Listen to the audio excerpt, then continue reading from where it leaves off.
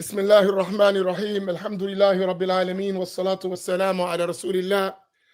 Assalamu alaikum wa rahmatullahi ta'ala wa barakatuh. We welcome you all for another edition of the Black Imams Roundtable. I am joined with my co-hosts, Imam Faheem and Imam Naeem, and we're joined by the beloved Dr. Abdullah, and we're going to have an interesting conversation today. It has many layers, and it is a conversation that we're going to need our critical thinking skills, because we don't want to have a conversation that doesn't lead to implementing solutions to some of the concerns we have as a community, as institutions, as individuals, as family members. You know, the Black Imams Roundtable would like to be and should be a means of helping us progress in our journey to Allah subhanahu wa ta'ala and to matters of this world, because we have both our journey for the hereafter and our life in this world. So inshallah tabarak wa ta'ala, we want to discuss three main things. Two we mentioned, one I forgot to mention, but since the doctor gave us the flexibility, I'll mention it. So the first thing was a short video of the comedian Drewski, in which he was talking about the old head who never grew up, which in the inner city, we are familiar with those type of individuals. But the end part of that skit, which he portrayed himself and some young people as Muslims who are looking for peace, and then immediately followed that they were wanted for a crime and it was on the news, which in reality is things we do observe. And the doctor, his concern was, I gather from that, is we'll talk about so many things and happen as we're victims, but we don't address some of the dysfunction and criminality that exists that we observe on a regular basis. So that was one point. The second thing was the tragic shooting in South Carolina, which involved an Asian store owner and a 14-year-old young African-American boy, which ended in a not guilty verdict for the Asian store owner, and all of the things that led to it in it, and then the commentary afterward. We want to have some input in that.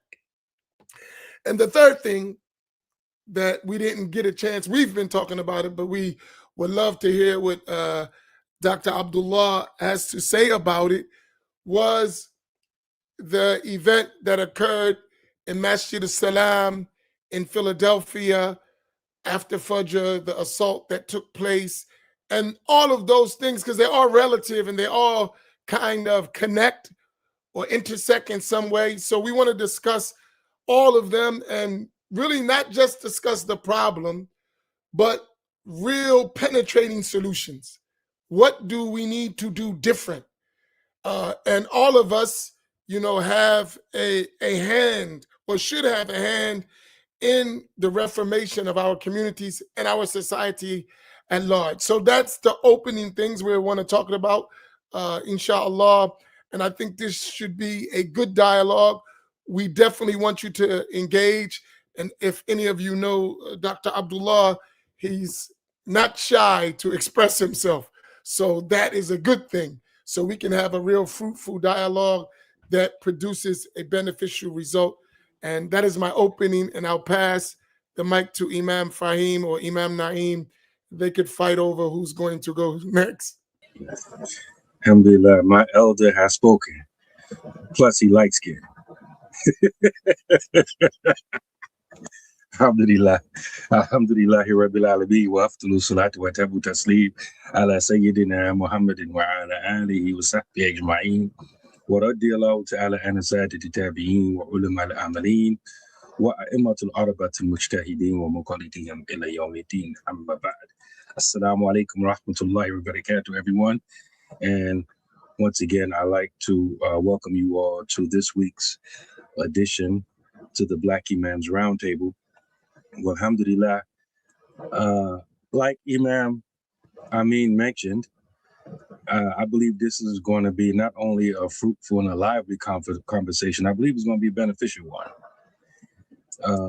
Because I think with us, a lot of the times, we don't, one of the things that at least I'm seeing with us, and I'm even seeing Muslims as well as non-Muslims express that one of our, when I say our, I'm talking about Black people, generally, not just Muslims.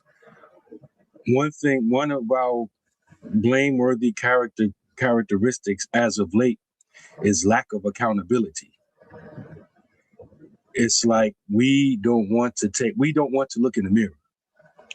And so I believe this conversation is going to force us to look in the mirror. And so I'm looking forward to it. And and all of us are accountable on some level. You know, the messenger of Allah sallallahu alaihi wasallam, he said, "Kulukum ra'in wa kulukum mas'ulun an ra'iyatihi." Each and every one of you is a shepherd, and each and every one of you is responsible or accountable for his flock. So all of us, to one degree or another, have some level of accountability of those things which are in our sphere. And so I think this is one thing that we, in general, need to do, is we need to stop trying to pass blame on everyone else for everything that happens and take responsibility for those things that we are, in fact, responsible for. I think this conversation is going to make us do that. And that's my brief introduction to, I pass it to Camden's golden child. Imam Faheem, Abdullah. I got a new name to put up, mashallah. Assalamu alaikum wa rahmatullahi wa barakatuh. Bismillah wa salatu wa salamu ala ashraf al-anbiya wa mursaleen, Sayyidina wa Habibina al-Mustafa, Rasulullah sallallahu alayhi wa ala alihi wa sahbihi wa sallam, wa man ittabi'ahum bi ihsani ila yawmiddin, wa la hawla wa la quwwata illa billahi al-aliyyul azim. Alhamdulillah, we thank you all for joining us tonight, mashallah. We ask Allah subhanahu wa ta'ala to give us barakah in this gathering and to make it beneficial, and that we walk away with something as working points to help us to better our situation. I mean, we also like to thank Dr. Abdullah bin Hamid for joining us tonight, inshallah. Very good friend of mine, teacher, educator, and, you know, a true Philly boy. Mashallah. Alhamdulillah. And so don't forget to share and like this platform, put it on your platform so we can get up in the mix. And, you know, remember to drop that bread. You know, $10 per person helps us to reach the goal. And, you know, and if you want to make your scale heavy on the right, which all of us should strive to do, you know, pay for yourself and one other person. Pay for yourself and 4 other people. Pay for yourself and 10 other people, because it's nothing but good for you, because Allah subhanahu wa ta'ala will double and multiply your reward, both in this life and in the next one. And we ask Allah subhanahu wa ta'ala to increase us in every good. I mean. So tonight, you know, as Imam's mentioned, it's going to be very informative and discussing some of these issues that have happened over the last few weeks. And one of them, as we're going to discuss, that we've been discussing, is getting a lot of mileage, and people are still talking about it. Someone hit me up on Instagram today. I'm like, did you see this? And I was like, man, you late, man. This stuff been all around the world, you know, in other languages, you know what I mean? So the other one with this Asian man who was found not guilty with this case, you know, normally when I see this stuff, it's just kind of like, it's just very disheartening. Like almost if you're waiting for another, you know, an acquittal or a not guilty verdict or something like that to happen, you know, because, and this is about accountability. It's about us really not being proactive in strategies, which leads us to be reacting to tragedies. Reacting to tragedies because we're devoid of strategies, you know, and that's something that we really have to fix. And we ask Allah subhanahu wa ta'ala for tawfiq. And another thing, as an introduction, because you all know I'm gonna fade to black after a while, you know, and try not to fall asleep. But just thinking about how we as Black American Muslims have been outstanding people, and we need to become outstanding people again, you know.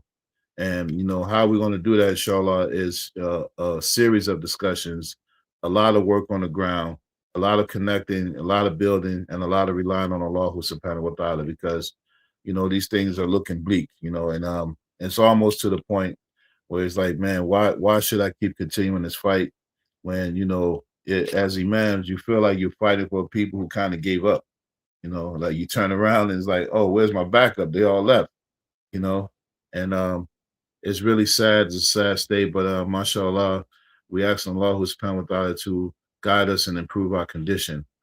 So this discussion will be very fruitful for sure. And thank you all for joining us tonight, inshallah. You know, please try to invite someone so we can get the maximum benefit out of it. And we ask Allah subhanahu wa ta'ala for success. And so with that, I'll turn it over to Dr. Abdullah. بسم الله الرحمن الرحيم الحمد لله رب العالمين وصلى الله على سيدنا محمد وعلى آله وصحبه وسلم تسليما كثيرا. Assalamu alaikum wa rahmatullahi wa barakatuh. And I thank all of you, our brother Imams, Sheikh Amin, for inviting me to take part in this conversation, an important conversation. It is really, really like crucial for us to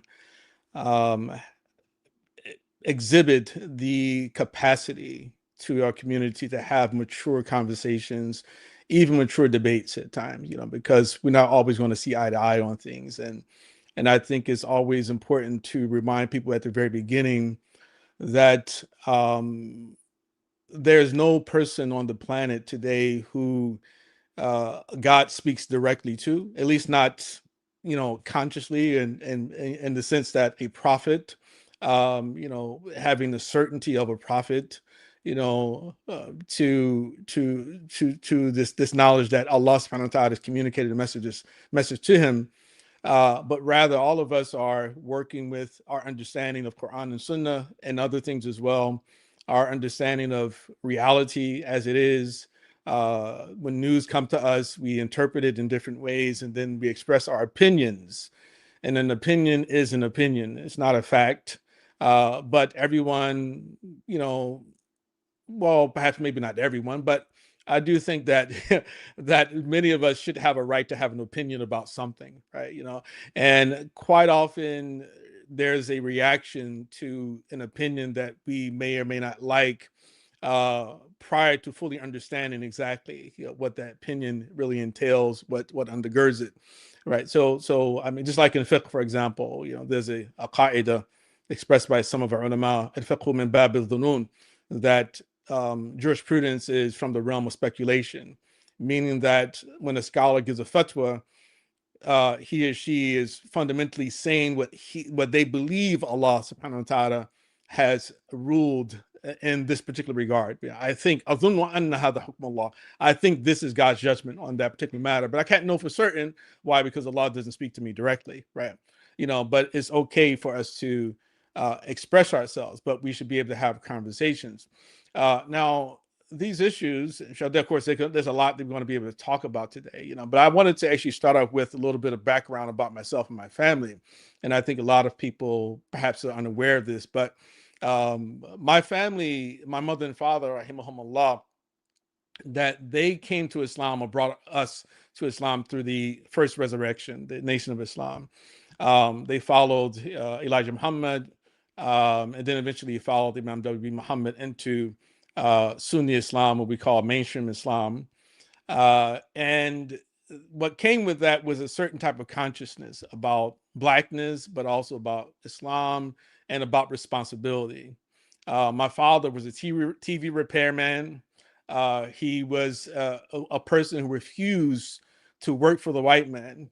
And as a result of that, we suffered, you know, as a family. You know, we were poor, you know, in earlier years, you know, but alhamdulillah today that most of my siblings were doing pretty well. But we grew up in poverty. You know, we know I know what it feels like. We know what it feels like to have the lights turned off, how to have your heat turned off and to sit in front of the fireplace and to get some heat. Eat bean soup, pea soup, the welfare cheese. Living with mice and roaches. Eating mayonnaise and jam sandwiches, etc. In other words, the point being that what I will say is not coming from a position of misunderstanding or a position of just emotionally detached criticism, right? That my criticism of my community, the Black community, is based upon love, right? Because I want the Black community to do better, right? And so when I am critical, right, of the community, that is the only reason why I'm critical of us, especially because I believe that that the Black American Muslim community um, is still in the best position to save our national community from loss, right? Because, and again, and I'm not trying to, and I don't mean it to slight, the immigrant population. Of course, the immigrant population they have a lot of different virtues. We know that they progressed in a lot of different ways, but I do think that that Blacks don't really largely suffer the idea or the struggle of this sort of split in the sense of believing that we need to please the white man in order to get ahead, or we need the approval of the white man to get ahead overall. I mean, of course, there are a lot of us who do, right? To be honest, but it was something. And when we think about a lot of these things happening in our community, a lot of the violence, the attacks, Muslim on top of Muslim, in some ways we can think about this particular phenomenon being the result of just simply conversion. Like when people convert to a new religion and they're leaving one sort of lifestyle to another, then it's hard for them to sort of let go, right? So in one sense, we can think about it along those lines.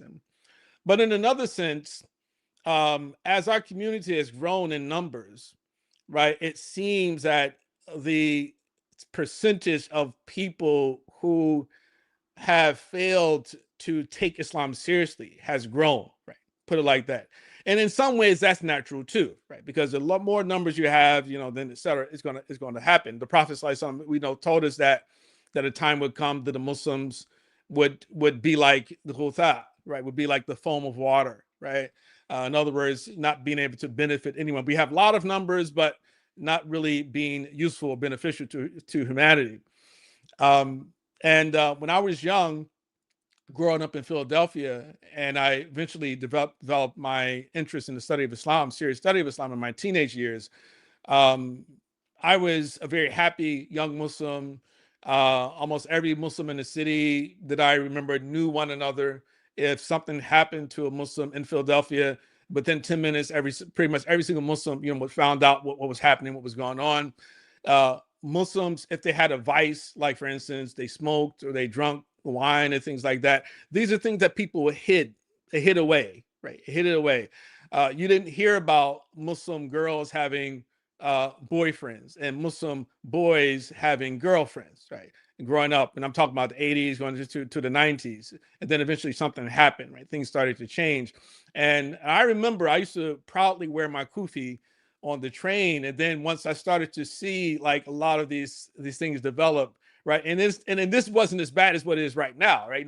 I actually started to feel somewhat embarrassed, right, to be on the train, just to be totally honest, right? And I said, oh my God, he got a Muslim is loud, he's a little bit, sort of not the best adab, etc., things like that, so basically, the violent aspect of Philadelphia, the part of the culture itself in Philadelphia, it goes way back, right? Because we know, well, I mean, Newark, New Jersey, the tri-state area, tri-state area, is relatively similar in certain regards, because Newark, New Jersey, New York, Philadelphia, we know Malcolm got killed.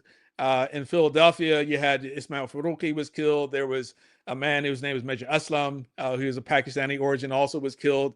There was I mean, Muslims used to bribe banks. I mean, there we had the Black Mafia. There was a junior Black Mafia. And I remember in the early 2000s, I was at a khutbah of Dr. Khalid Blankenship. And you after the khutbah, this is at Masjid Mecca in Philadelphia, you know. So at the end of the khutbah, he would teach a class. And so one particular day I was there, is talking to someone a little bit away from him, you know, and I noticed that a couple brothers came up to him to ask him a question, right? And as I was looking, he pointed them in my direction and said, go ask him, you know. Now, of course, I felt good about myself. I said, mashallah, and then the sheikh, he's sending people my way. So, but when the guys came to me, this was their question. They said, is it halal to kill a Muslim who stole your drug money? Wallahi, that was the question that they asked me. And this was in early 2000s, right? This is early 2000s, right? Now, alhamdulillah that they were seeking a fatwa. You understand? You know, so on one level, it's like Islam already had its effect on them, right? Because had they not had some Islam, they would have probably gone ahead and just killed, right, whoever this person was, right? But they actually were coming seeking a fatwa to actually kill a Muslim who stole their drug money. And so, of course, you know, I have to tell them, you're not supposed to be doing drugs, right? So can't do that. But this was an interesting question, and it became more and more common over the years. When I worked in the prison from 2002 to 2007, there was a young brother who was raised Muslim. He was there for selling drugs. And I remember one time I had him in my office, and he said to me, he said, Brother Imam, the Muslims, we run the drug game, right? He says, as a matter of fact, you can't really even be a Muslim if you can't sell no drugs in Philadelphia unless you're Muslim, right? He told me, he said, a guy walk up on you and say, hey, you got shahada, because if you don't got it, you better get it, right? That became kind of like a condition to sell drugs in Philadelphia. And this is brother, he's in prison, he raised Muslim, you know, and there's a lot of stories I can tell you like this, right? And so we've had a problem. I mean, we've seen, you know, again, Muslims dress up as women and go rob people, rob banks, all types of things like that, you know. So we definitely have a big problem. And this idea of, or not idea, but this fact that you do see, still we're seeing Muslims attack other Muslims physically, and the masjid itself in some ways is not really strange, right? It's not really strange. And I say, of course, that I've been speaking specifically about the Muslim community, but we have to remember that as Black people, of course, we're part of the larger community. So when people convert to Islam, they're coming to Islam with all the baggage that they had. And I've been hoping that something could be done about this a very long time ago to help people to actually transition into Islam, you know, a bit better, right? So that in time that they will become more virtuous and less vicious, you know. But unfortunately, you know, things have kind of gotten out of hand, and I'm just hoping that we can kind of get a handle on this thing eventually, you know. But anyway, you know, that's what I'll say as an introduction. So let me ask you, and we appreciate it, because I asked you about the title. I think your mic's off. Your mic is muted. Sure. It's good now, right?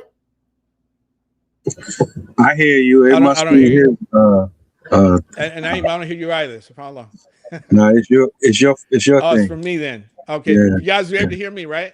Yeah. You can hear me. Okay, let me see if I can fix this quickly. Audio, speaker, mic. Because I heard you before. Can you say something now? Assalamu alaikum. Like, so there you go. Can you hear me? Okay. Yes. Okay, good. there we go. Okay. All right. So, as I mentioned, you know, there was, you know, we've had some exchanges about some things that you sent.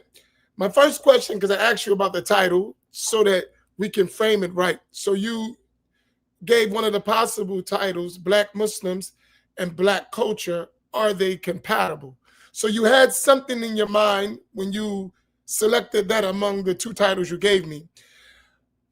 My question first is, can you define, as you see it in your understanding, Black culture, and then follow with that and explain Black Muslim, and then what the third aspect, so I can put them all together, what do you mean by are they compatible? What do you intend with the question? Yeah, right. So culture itself is a really strange word in a lot of ways, but I guess the best thing I can say about culture is that culture is a list of particular collective values, practices, understandings that are shared between a given group of people, right? It relates to the way people speak, the way people act, people's expectations of one another, right? The things that people celebrate, the things that people they condemn, all those things are aspects of what I mean by culture. And so, the particular aspect of Black culture, and one brother earlier today, he had added corrective to me saying this. I think he said, I don't know if he said ghetto culture or something like that. I can't remember exactly the term he used for it. But basically, what I'm concerned with are the things that are the negative aspects of Black culture, right? So Black culture meaning, of course, Black people, right? And of course, Black itself is already self. That's his own issue as well, right? But we know, I think, for sake of this particular panel, I don't think anyone has a misunderstanding about what we mean when we say Black people, right? But Black culture, I'm talking about the more decadent stuff. I guess you would say the things. I mean, the twerk culture, the drug, the promiscuity, out of wedlock, births, the negative hip hop, right? Sort of raunchy type of stuff that comes in, and even like the anti-snitch aspects of culture, right? So people, they'll witness a crime and then they refuse to actually report it, right? Because it's a violation of the code, right? Things like that. And of course, there are other things that go along with this, but those are, I could say, were the primary aspects of them, right? Party culture, club culture, all the things like that, which have become somewhat the norm, right? And you see it manifested in like what we call sort of teen takeovers. I don't know if you guys are familiar with this. It's become a more prevalent. Like in Florida, like a whole lot of teenagers will show up at a place, thousands of them, like a beach, for example, Black teens, and almost all the time what happens is somebody starts to shoot a gun, right? Somebody gets shot, right? Same thing happens in the inner city, like Chicago, or it happens in Philadelphia, or it happened in LA, or it happened in New York, so things like this, right? And then when you actually say something about it, the response is that, hey, you're airing our dirty laundry for the white man. And I was like, well, hold up. Well, I'm just talking about us, how this has become like something for the white man, just because I'm actually calling you out on you, right? I object to your immorality, right? Why does that make me sort of like a defender of white culture because I'm calling out Black culture?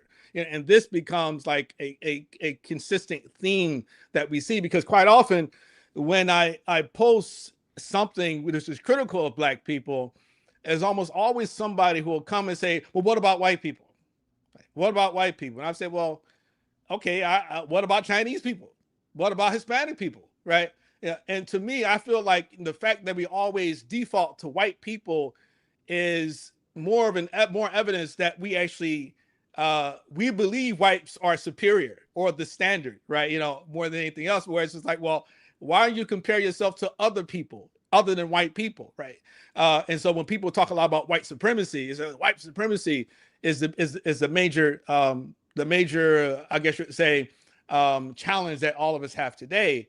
It's the thing that we all should be fighting against more than anything else. And then I said, well, no, I don't think that that's the most significant challenge that we have today, especially since it seemed that, one, we only get upset when white people hurt Black people, not when Black people hurt other Black people, right? But then also it seems that racial or racist incidents have to be manufactured in order for us to believe that's actually like some real major white oppressive sort of entity out there out to get us, right? Because if you look at, for example, the ISPU. Was it the or not ISPU? Not that one. This is other. It's a think tank that they're being grilled right now because of it coming out that they were paying like neo-Nazis and KKK people to go and stage attacks. They're actually getting paid to do these things. She said, well, why do you have to pay a racist to do racist things, right? But that in itself is kind of evidence that racism isn't as bad as people make it out to be. So like Black culture, I mean, like by black culture, I mean sort of the things like I mentioned before, like the more decadent, aspects of like celebration of promiscuity, celebration of illegitimacy, childhood illegitimacy, celebration of gang culture, of drug culture, and also the response when someone criticizes that, and the response being that, oh, you're a sellout because you criticize Black people, right? So for me, that's exactly what I'm talking about. And when I'm talking about Black Muslims, I'm just talking about people like ourselves who happen to be Muslims, and we are identified, and we call ourselves Black, right? Due to our experiences here in America. So when you're talking about Black culture, so you're talking about the negative aspects of it that's seeped into the non-Muslim culture of African Americans, so we saying Black, because we're not talking Black, and sometimes we have this discussion, we're not talking about any other group or segment of people except those who were born in America, ex-descendants of slaves. We're talking about a certain group of people. Not Black, you from Africa. No, we're talking about us, right? Exactly. Yes. Yeah. All right. So now my question is, how do you see that negative culture intersecting with us as Black Muslims in our religious identity or our religious practice? Yeah. I think what happened was that we abandoned the advice or ignored the advice of Malcolm, right? Rahimahullah. For example, two of Malcolm's most profound insights, in my opinion, are one, that the media is one of the most powerful tools, right, that exists. It can make the hero look like the villain, etc., right? And then secondly, what he told us about the difference between the wolf and the fox, right? The fox and the wolf, regarding the ruling white class itself. And of course, we're often usually divided into the Republicans and the Democrats. But Malcolm in particular, while he criticized both the fox and the wolf, because the fox is the liberals, the wolf were the conservatives, that he had a special warning about the liberals, right? Now, the reason I bring this up is that what has happened is that since the passage of the Civil Rights Act, right, in 1964-65, right, things have gotten progressively worse for Blacks overall in America, right?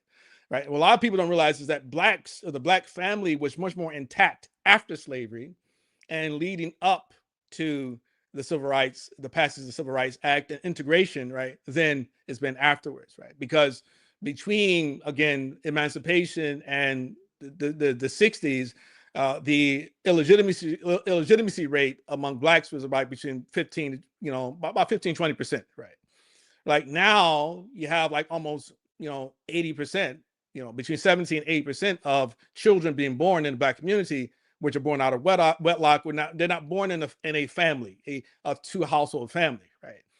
For example, and I think that the sexual revolution and welfare legislation had a big effect on that, because often we'll say, well, the reason why we so mess up is because of the effects of slavery, right?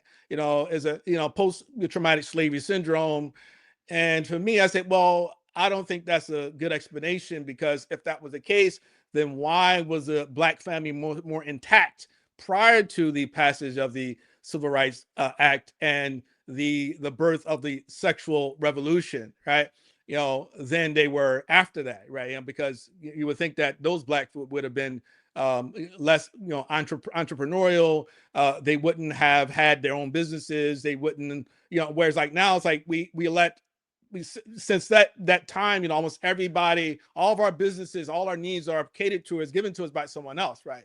And so fundamentally, the point I was making about the issue of the liberal and the conservative is that as racism had disappeared, at least like overt racism disappeared, that's still racism. There's always going to be racism, right? Because human beings are wired to be prejudiced. We're wired that way. There's always going to be somebody who's racist, right? But institutional racism, once it went away, that the establishment, and especially the liberal establishment, has found a need to actually ensure or to repeat the idea and reinforce the idea in the minds of Black people that racism is a constant specter. It evolves, the face changes over and over and over.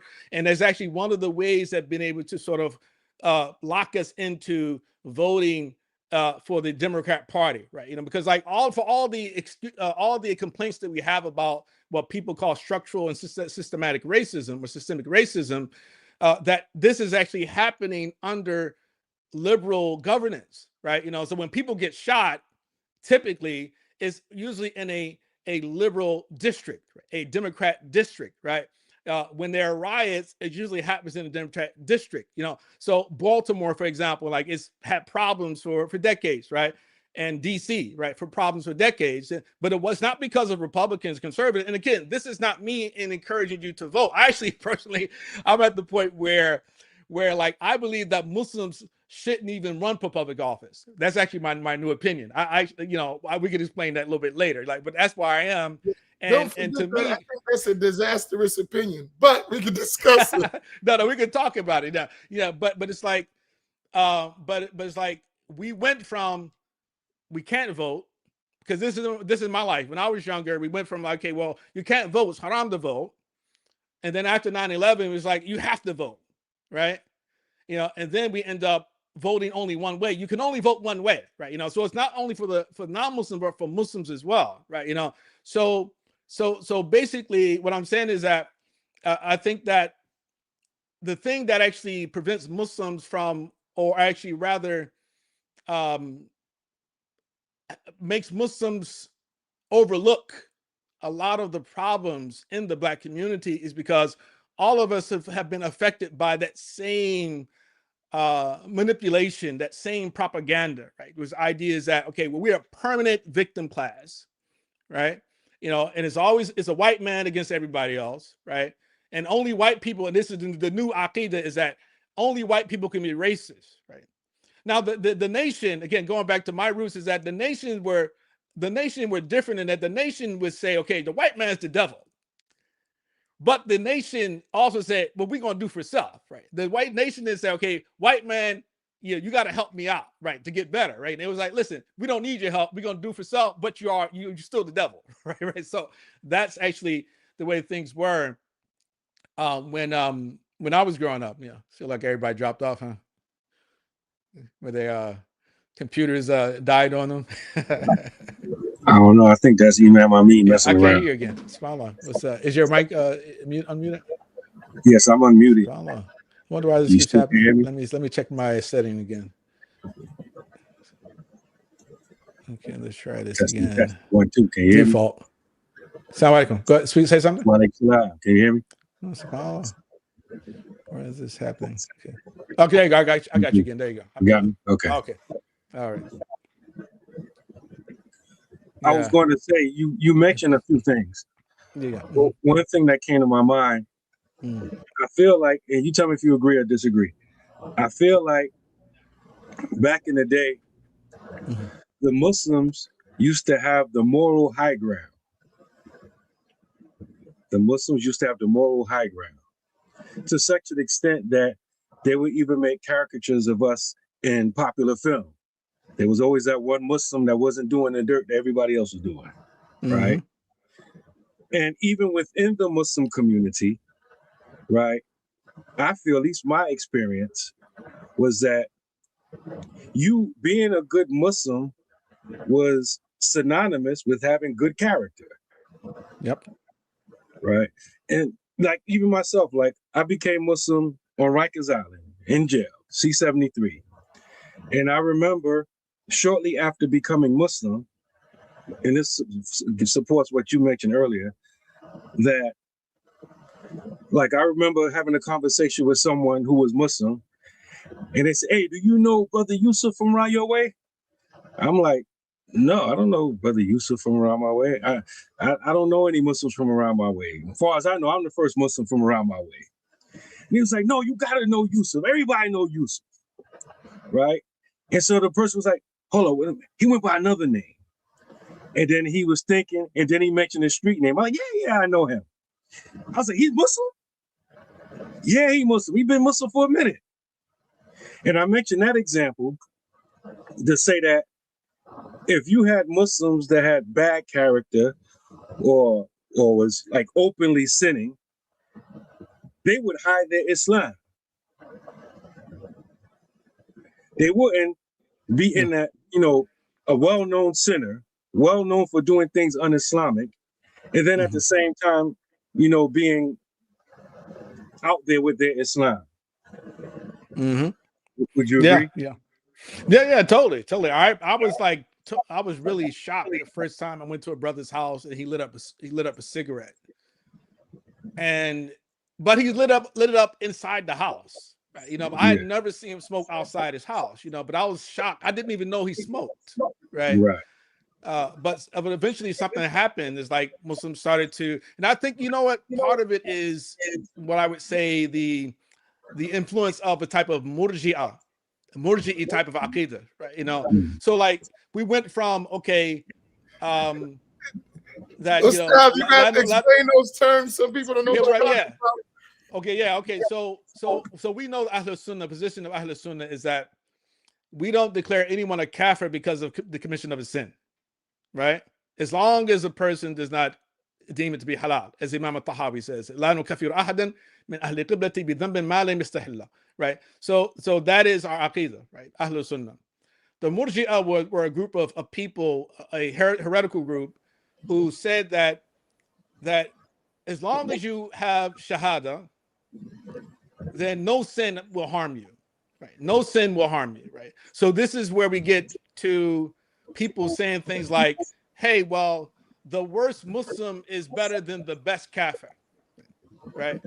And in one level, it's true in the sense that yes, the Muslim is going to come out of the hellfire and the kafir is not. But that's as far as it really goes. But we went a little too far with this, and so people are like, "Okay, well, you know what? Yeah, I know he's a thief. I know he kidnaps people. I know he raped a couple women. I know he sells drugs. I know he kills people, but he's a Muslim, right?" And I think that has to change. That mentality has to change. But yes, your sins do harm you. Your sins do harm you, and we're actually supposed to boycott. We're supposed to shun people, right, who are involved with those type of practices. If you see a Muslim sitting outside drinking a bottle of wine, and they give you salam, you don't return salam to them. I mean, that's like that's our way, unless of course you're afraid they're going to kill you, right? That's different, or the person's really that vicious, probably maybe you get return salam, right? But if you're not afraid to do that, or the person is not at that level, it's like, you want to make people feel uncomfortable. It's one of the same reasons why when a non-Muslim says to me, for example, usually, "Assalamu alaikum," I would say like, "How you doing?" Right?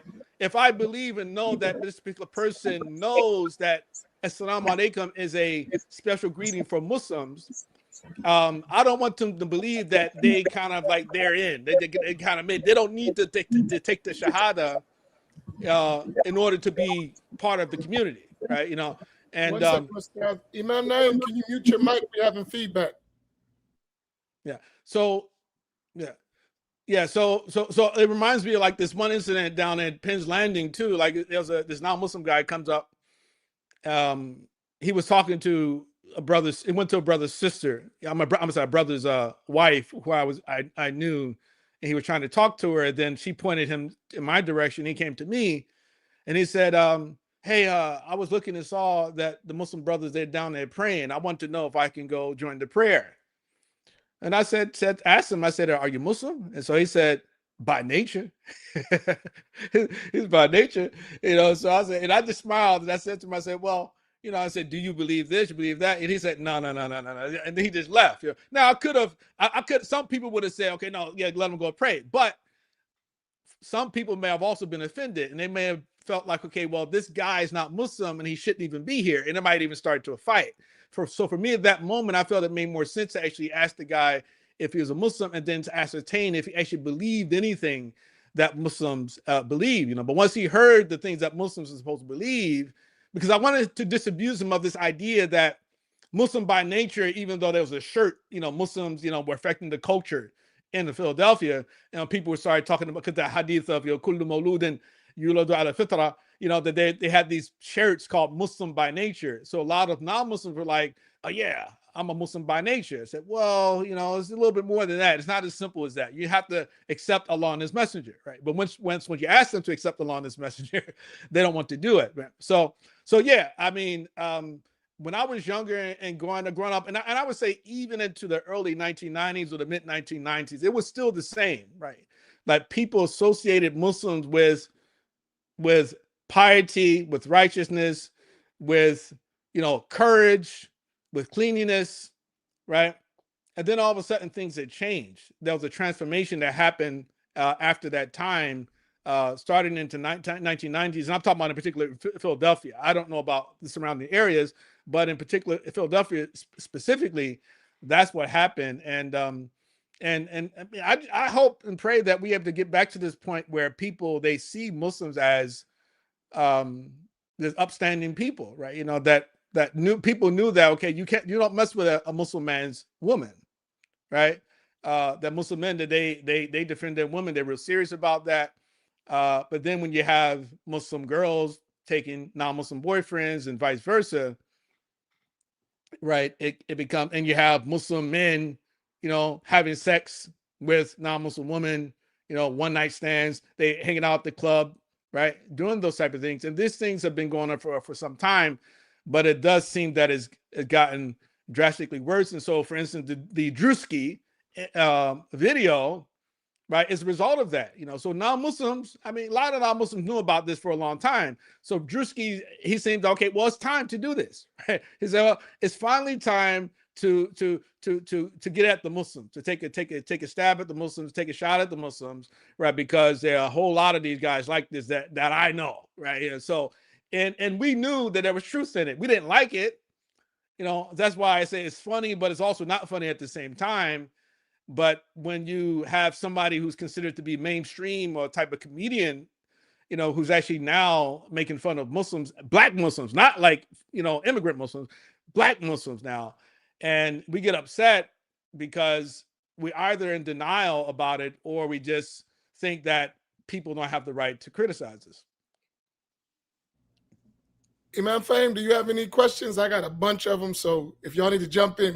I got a load full of them. Keep rolling. So, wait a minute. Why you just ask Imam Faheem? Why you ain't ask me? You unmuted yourself, then you started talking. You're engaged. I want to make sure you're engaged. So just jump in. It's like let's look at this like we're just kicking it around the table. So just jump in. Something out there. Because I personally believe that yes, these negative things amongst our community have always existed. But when you look issue by issue, I think the thing that really, I don't know, maybe I'm going a little bit ahead, but I kind of think we a little bit dancing around it. I think these things have been legitimized in certain circles amongst us. I mean, if you go issue by issue, yeah, right? Yeah, and I know exactly what you're talking about. Yeah, this is definitely like in the Salafi community, right? It seems that a lot of this type of behavior is, well, a lot of people who actually exhibit these type of behaviors are attracted to Salafism. It seems like, for example, right? In particular, like in Philadelphia and the surrounding areas. Germantown Masjid type of community, for example, right? Again, there's another case of like the Masjid takeover, Germantown Masjid. A lot of people don't know that there was going to be some, the Muslims were ready to kill each other, right, over that particular, that takeover, right? That I there were remember it yesterday. And there's some people that were actually there that will deny it ever happened. Mm-hmm. Yeah, right, exactly. Mm-hmm. Yeah. So they said the feds were all over that particular day, right? But there was and actually I believe this is why Imam Jamil, rahimahullah, why they targeted him, because some of the brothers from Imam Jamil's community were actually planning to run up there and take the masjid over, to take it back, right? At gunpoint. But Imam Jamil, he told them, don't do it, right? And I think that when the feds saw that, of the type of power that he had, that's when they started to target him, right? So of course it goes way back to the 60s too, but this was a new sort of COINTELPRO type of situation, I believe, where they realized, okay, he could have told them to go and do it, they would have done it, but he chose them to the opposite, and that's equally I could say alarming, right? Equally alarming that this man has this type of power, right? He could actually order these guys to do something or not do it, right? Then next thing you heard was some guy gets shot in the butt, and then he claims that Imam Jamil did it, but then later on it turns out that the police put him up to it, and it was a lie, and then that brother became Muslim, and then later on was the issue with the police officer. At any rate, there are definitely a lot of people who actually come from that particular lifestyle who seem to be attracted to Salafism, right?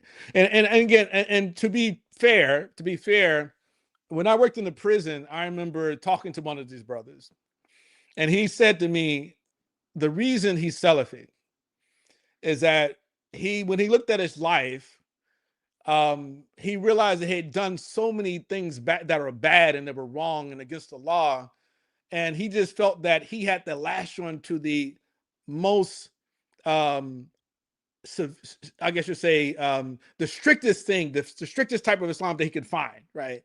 Because he needed something to give him some discipline. He felt that it's kind of like, I guess it's kind of like some tarbiyah for him, right? It says, well, I'm gonna get some discipline by adhering to Islam as strict as I possibly can, right? And he felt that these are the only brothers who actually, they were preaching something along those lines and make them feel empowered as well, because you don't blind follow people. When a person has an issue or makes a claim, what's your delil, right?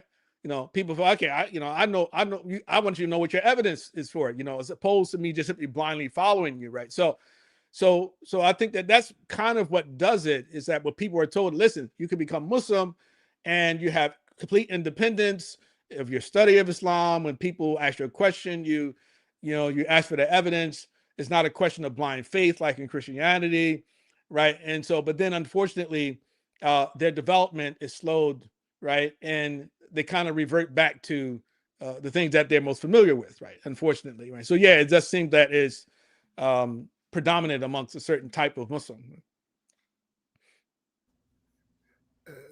Ustad, I'm gonna let that Salafi thing pass. I'm not gonna go Wahhabi. I'm gonna leave it as a footnote. I'm not letting that fly. But I'm gonna let it fly for the purpose of not getting distracted. But I repeat, Salafism thing's not gonna fly here. We're gonna talk about it real. I'm gonna put it on the shelf, I promise. Although Wahhabi, okay, you're But now let me ask you a question, because you were on to something. So you mentioned about how we are, because I came up as an Ansar. Your family came up in a nation. And as a Muslim, when we were growing up, I'm a little older than you, but I feel the same thing. The image of Islam was an upright, moral Black individual. Even though those negative things that came from our culture existed, but it wasn't the predominant view of a Muslim. I remember walking down the street as a teenager. Oh, here come the good brother. And everybody stopped. I'm wondering, is there a connection from when the view of Islam in inner city or in Black America was a Black Muslim, as to the change when we started navigating more to an immigrant influenced version of Islam? You get my question? Yes, yes, yes, totally right. I do Because we think that came up, yeah. when I saw Islam, I saw black. Even though I know there were others, but the model for me was an upright black family, black, leadership, but Muslim, even if they were, as we say now, with wrong creeds and wrong understandings, but they were moral people. Where Yeah. do you think we lost that switch as the apparent picture? Yeah, I think there are multiple factors. I'm not a type of person who likes to reduce everything to a single cause, but again, the 1965 Immigration Act, right, which opened the floodgates to immigration from Muslim countries, right, which was like quotas prior to that, throughout the 20th century. So only certain percentages of people from certain parts of the world could come here. And then 1965, a lot of those, that was overturned. But also what we happening around the same time, again, is civil rights legislation, integration, the abolition of Jim Crow, and then the transition of the Nation of Islam eventually from being a exclusively black nationalist organization into a more mainstream religious organization under Imam W.D. Muhammad, rahimahullah. So 1975, and there's this transition. And I think that in itself, in combination with the fact that more and more immigrant Muslims were coming into the United States, and then Imam W.D. Muhammad was even sending people to the Muslim world as well, right? That those factors actually contributed to the I guess you would say, a stronger focus or pursuit of the ideal of Islam, which was a colorblind Islam, right? But at the same time, it sacrificed, I guess you'd say, the collective needs or the local needs of the black community. And I guess what we can say is that this can be attributed to the fact that we sort of chose the integrationist strain of black religion as opposed to the separatist nationalist, right? Yeah. So and this is something like certain authors talk about, like what's his name, Harold Cruz, for instance. Harold Cruz and the crisis of the Negro intellectual, right? He talks about in his introduction about, there have always been these two different strains, right, among the black, American community. Right? The integrationists, like Frederick Douglass, for example, Martin Luther King Jr., things like that, people like that, Du Bois. Then you have more like, the nationalist separatists, like, was Martin Delany, who was Frederick Douglass's friend, right? He wanted to go back to Africa, for example. There was, of course, Marcus Garvey. There was Booker T. Washington, right? And so the nation was much more on that separatist sort of minhaj, right? And I think that it was largely, a major contributor to its success during the period of institutional racism, right? Is that listen, we don't need the white man. We're going to criticize the white man, but we don't need the white man. We're going to do for self, right? We're going to educate our own. We're going to start our own businesses. We're going to take care of our own needs, right? And Du Bois has Tuskegee University, which was Tuskegee Institute, which still exists today, even though it's not really flourishing, but he has something left, a legacy that he left, right? But the integrationists like Martin Luther King and others, they really don't have an institution. So in actually, you'll see if there's some old speeches by Malcolm, rahimahullah, where he talks about the problems of forced integration.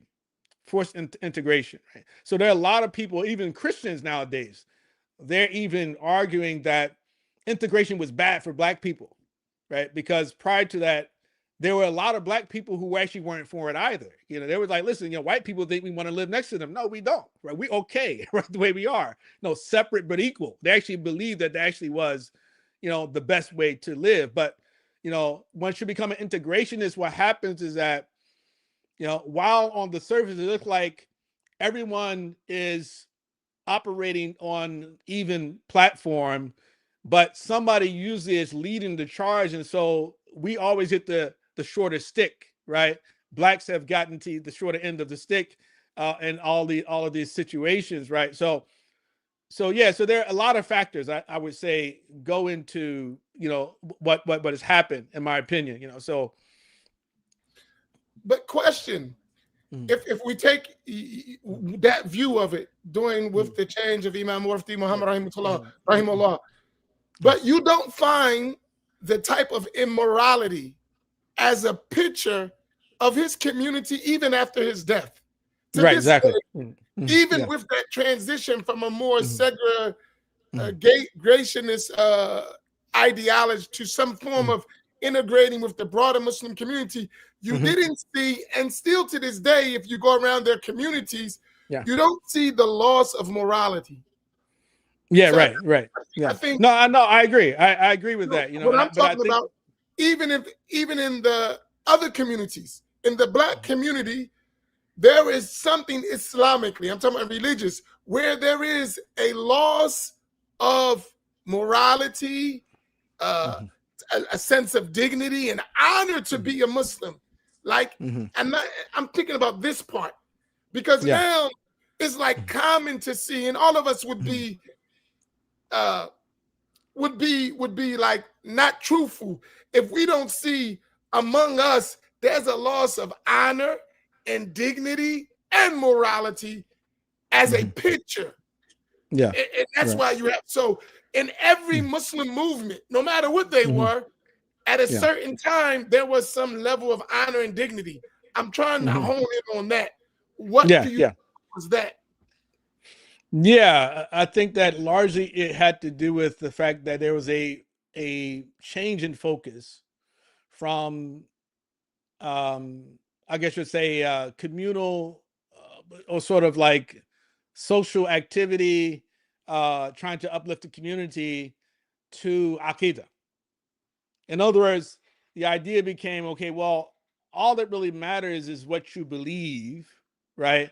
And if the people you deal with don't believe that thing, then there's a certain way you treat them, right? And this includes your non-Muslim family members, right? So it's like it was the type of abrasiveness that came with it, and the immigrants themselves coming here, they came with their own political baggage too. Like many of them didn't come here for da'wah, but then they found themselves, of course, you know, establishing masajid and things like that, but also influenced by their political ideology they brought from the Muslim world. And so they themselves, they recruited us, right, in helping them to establish themselves in the United States, right? And they've been largely successful, right? You know, that we kind of, you know, been on their, you know, their tail end, having trouble with finding words for some reason. But basically, I think that particular shift, right, from, okay, is about akhlaq, is about how you treat people, is about fighting injustice and helping people achieve justice and fairness, to, okay, where is God? You know, does God have an eye? Does he have a hand? Those type of things like that, you know. And so then add on top of that is, well, these non-Muslims, they're kuffar. I remember I walked up to a brother after finding out that his mother had passed away. He was Salafi at the time. He's not a Salafi now, but at the time he was Salafi. Well, Wahhabi. He was Wahhabi at the time. And I said to him, I expressed my condolences to you. You know, I heard that you lost your mother. And he responded to me, yeah, well, who cares? She was a kafir. Wallahi, that's how I responded. Right? I remember in the 1990s when the hadith al-waladu lil-firash, you know, became popular, that the baby belongs to the bed became popular, that I actually knew Muslims who actually had biological children living with them in their homes, who were telling their children, you can't call me daddy, and I can't say that you're my child anymore. And it's like, why? Because the Prophet said it. Said, no, wallah, a'udhu billah. I mean, this is how bad things it became, right? Now, I can't attribute all that to the immigrants. Some of it is just simply misunderstanding on our part, right? But it became like the sort of this shift away from the importance of akhlaq and the importance of like just good etiquette with people and wanting people to be saved, right? And doing our best, right? And even to the extent that people labeled Imam W. Muhammad rahimahullah, as so many different things, right? But I remember there was a book that was written about him called W.D. Muhammad, Federal Agent. And the person who wrote the book didn't put his name on the book, but it was circulating in the city, right? And people were eating it up. Yeah, exactly what I thought, So all of those things undermined, I guess you would say, the uniqueness of the Black movement and Black Islam, if we can call it that, and not meaning that, of course, there's a Black Islam, Arab Islam. No, we're talking about, of course, Islam that addressed the issues and the problems of our community. So those issues stopped being addressed, right?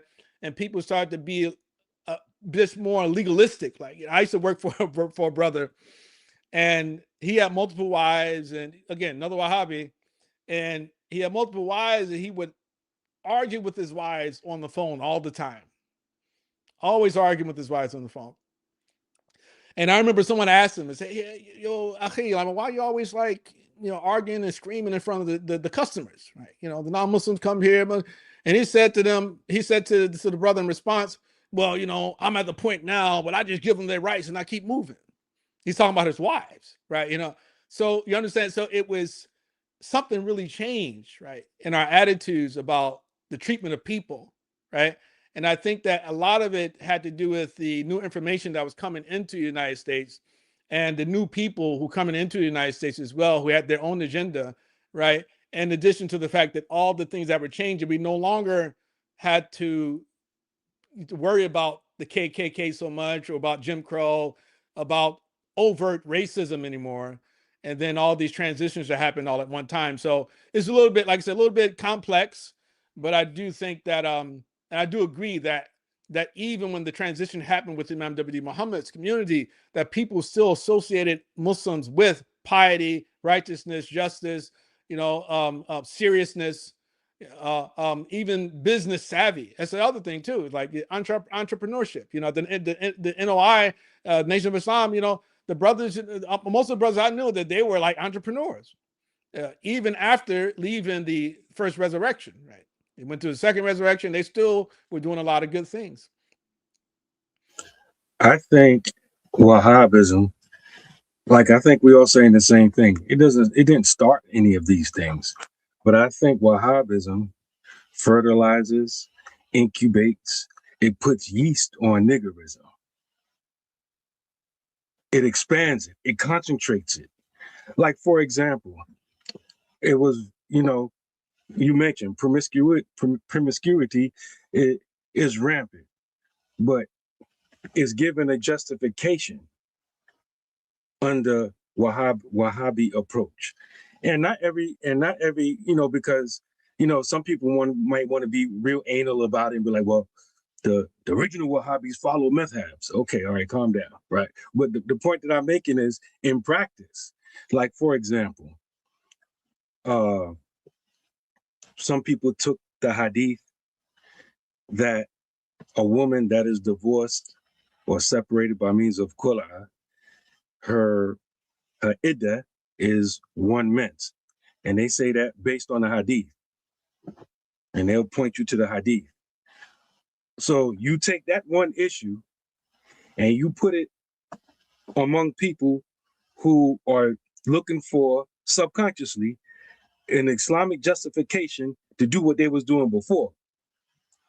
And so avoiding the madhahibs and going directly to that hadith without any explanation or anything like this, how does that look? Well, it looks like a sister is married to a brother on Wednesday. They get in an argument. She gets a kulla on Thursday. Her mens comes on Friday. If her mens is 5 days or 1 week, next week she's married to someone else. And so you have real life situations where a Muslim sister that has normal menstrual cycle is married 5-6 times in 1 year. And that's a very real situation. It didn't happen just 1 or 2 times. It's normal that in areas where the Wahhabiyya have proliferated, most of them think divorce is khula. Most of them don't even know what a talaq is, because they use that approach to justify going through women and going through men. And if you go through from issue to issue, like you're going to find a similar corruption of the understanding of going through two sacred texts to really, on a subconscious level, justify niggerism. No, I totally agree. Go ahead, Amin. Go ahead. This can easily go off the rails, so I'm gonna bring it back. Right? No, because if we're gonna fix our problems, we have to find out where they at, the roots, right? Because I'm gonna be honest. Before there was any such thing as any of those immigrant doctrines, I embraced Islam, what I thought was Islam, in 1980. The closest thing we had in the inner city to that maybe was some Tabligh people, maybe, I'm talking about in our communities. Everything was black. The Orthodox Sunnis were black. Ansars were black. Nation was black. WD Muhammad community was black. And across the board, there was an emphasis. When you became a Muslim, you changed. Did people sell drugs? Were people in gangs? That's normal. That's black. That's the negative black culture. It existed, but it never was a standard among the Muslims, right? So even though that's going on, Negroes is selling drugs. Negroes is fornicating. Negroes is doing stuff. But that's not the standard of Muslims. Everyone know you ain't doing the right stuff. It never becomes where the comedian gonna make a joke, right? Where it's gonna go viral on in the community that some immoral person represents Islam. No, right? What I'm thinking in my mind is that a bigger picture, that when we no longer use Islam for what we came into Islam for, most of us came to Islam, or our parents, as a rebellion to an unjust system in America. When we lost that idea and ours all good, I think we went into a reverse form of mental, spiritual, religious slavery to where we no longer, so we've got away from following the white man in America and now are following an immigrant from somewhere else, and they're doing the same thing to our mentality that the white man done. Yeah. That's what I'm feeling. Now I'm throwing it out there as, right? And just as we made excuses between segregation and integration with the white man, I think that discussion is coming full circle, but it's with the immigrant man. And particularly where it's been most dangerous, the Saudi Arab man and his doctrine, where it's becoming in our community the most. And I'm thinking it from that angle, not necessarily doctrine. Because doctrine for us, as Sheikh Hamza mentioned one day, he said people going to hate no matter what it is. If they use religion for it, if they use sports, that's just us. So I'm not concentrating on doctrine so much as I'm concentrating on indoctrination in the black mind. You follow what I'm saying? I'm trying to see if we can pull that out and evaluate it and turn it over and critically think about it. And I'll tell you why. And I'm getting ready to make somebody angry because I want them to come and talk, right? My buddy, Abu Muslima, he's going to be hot, but I'm giving it to him, right? Maybe next week you can come on with him, right? Me and him always talk. And he says, I am not a Wahhabi. Stop calling me Wahhabi. I agree. You don't call yourself a Wahhabi. You are Salafi. I agree with you in and out. That's what you call yourself. Follow my point. However, my beloved brother, I'm just giving the point. And that relates to all of us, not just to him. Like it can relate to us. But the doctrine you're pushing, the ideas that you talk about, they are heavily influenced, whether you accept it or not, by what people call Wahhabism. Do you follow my point? Yeah. So, Well, I mean, can I interject just a second? I mean, okay. So what I'm addressing is not the term. I'm trying to address the thing that we're talking about, not the term. You follow my point? Yeah, right. Yeah, exactly. So No, that was no, yeah. No, I have deep admiration for Abu Muslim, Imam Abu Muslim, you know, but I agree with you when you say that the Salafis, those who call themselves Salafis, are largely Wahhabis, and the reason is because of their curriculum, right? That's why I think it makes more sense, because what do they study? You know, the books of Muhammad ibn Abdul Wahhab, they quote them more than anything else. His Kitab al-Tawheed, Thalathatul Usul, Kashf al-Shubahat, right? You know, these are like the sort of primary books that are studied by the people who call themselves Salafis, right? Abu Muslima, on the other hand, you know, I've known him for decades now. I know I go way back to 1993 is when Abu Muslima, you know, and we talk from time to time as well. Abu Muslima is one of the most independent-minded Salafis that I know, right? You know, that he actually does rely heavily on text, right? You know, that he'll quote, you know, if you ask him a question, he's going to quote an ayah, he's going to quote a hadith, he's going to quote some scholar, right? You know, so again, I just wanted to like let you know. All right, let's be fair, because you're an intellectual, you're smart, right? So now, since you said that, I gotta tap into the intellect. But when he quotes the scholars, not just him, I don't want to make it about him. I'm really, you know, like I remember I said the other day, poking the bear, get him to, because we need these conversations. But when you talk about your reference scholars, right, the scholars, or the interpretation of the text, those scholars are actually Wahhabi authorities. In terms of I mean, with Abu Muslima, not so much. I mean, I like I said, the conversations I've had with him, he's quoting like classical books, right? Not Wahhabi scholars per se. Go look at the talk he quotes. Yeah, I know. I'm quite sure he quotes some of them sometimes. I'm quite sure he quotes some of them sometimes, you know. But I do think that, like, because over the years I've seen him evolve over the years. You know, I mean, like one time he was inclining towards being more like a Zahiri.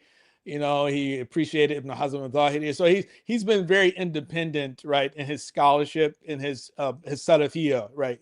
You know, as we would call it. And guess what? What I would like to see, because here's my thing. So I want to give him, because he's going to be smoking about this, but I want to give him a break. You know what I said? I would love to see us actually do that, not claim it.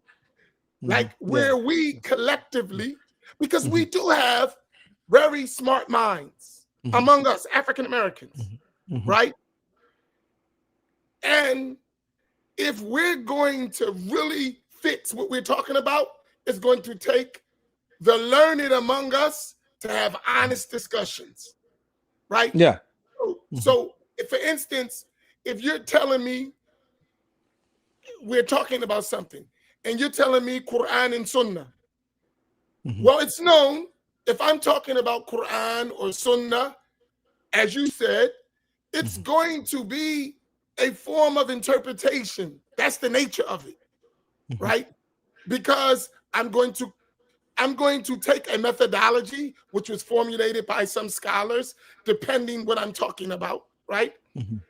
And likewise, everyone else is going to do that. So that's going to shape my mind, right?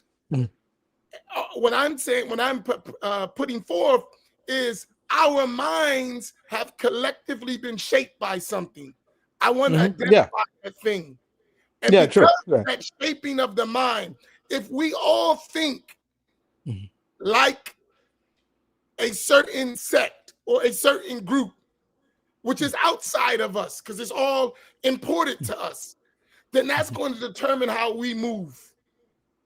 Because it's relating to how we think, how we perceive the world. Yeah, of course. I mean, of course, it's and I'm hoping like we can kind of come back to the main area of discussion, you know. But this is definitely part of it, and the reason I mentioned before that I'm not into one factor causation explanation to things.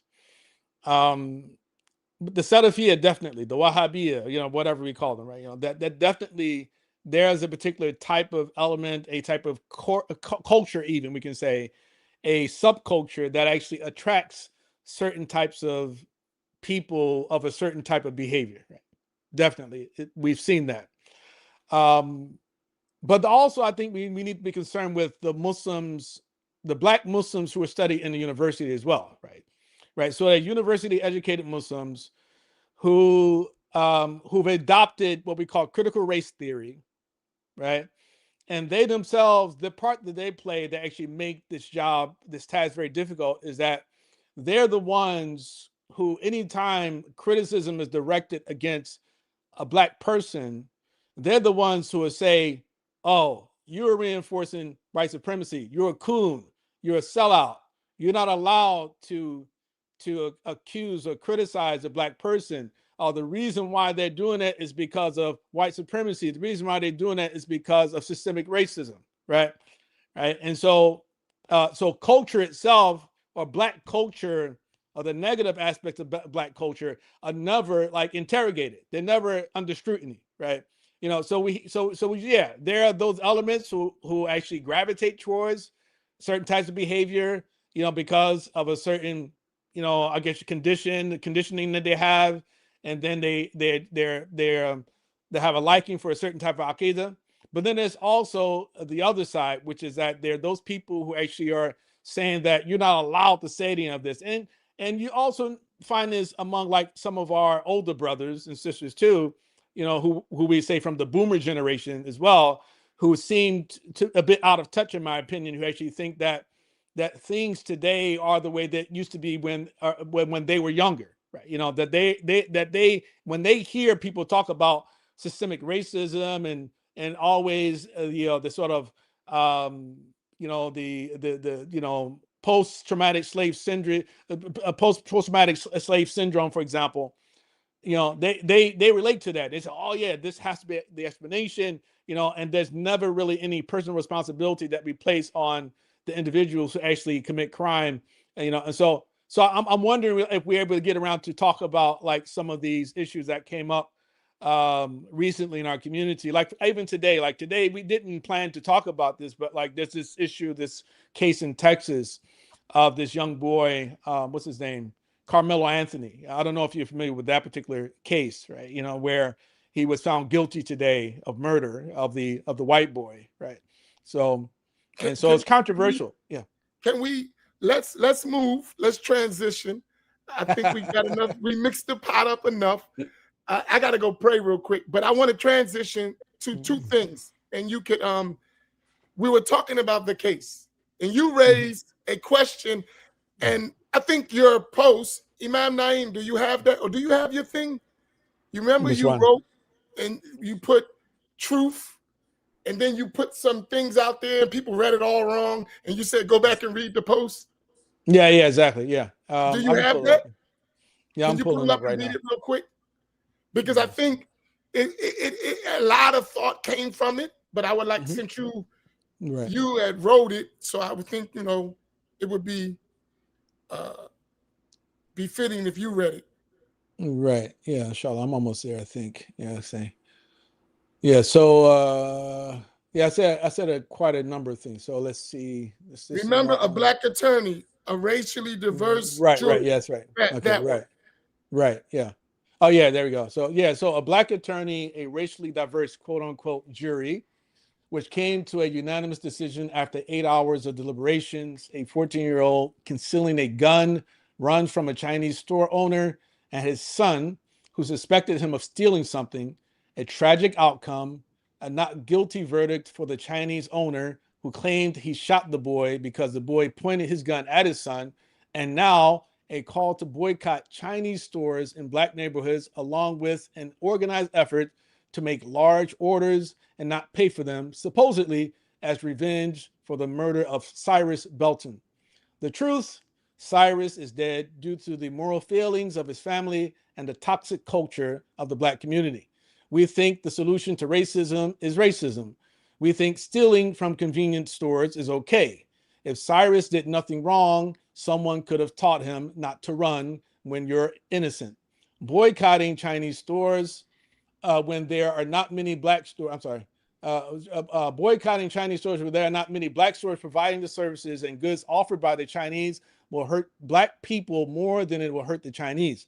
Calling in fake orders will only induce restaurants to force customers to order in person and pay in advance. Lastly, the boycott predictably won't last long. If black people did for self, supported black businesses, and weren't so quick to attack their own for demanding more personal responsibility, fewer incidents like this would happen.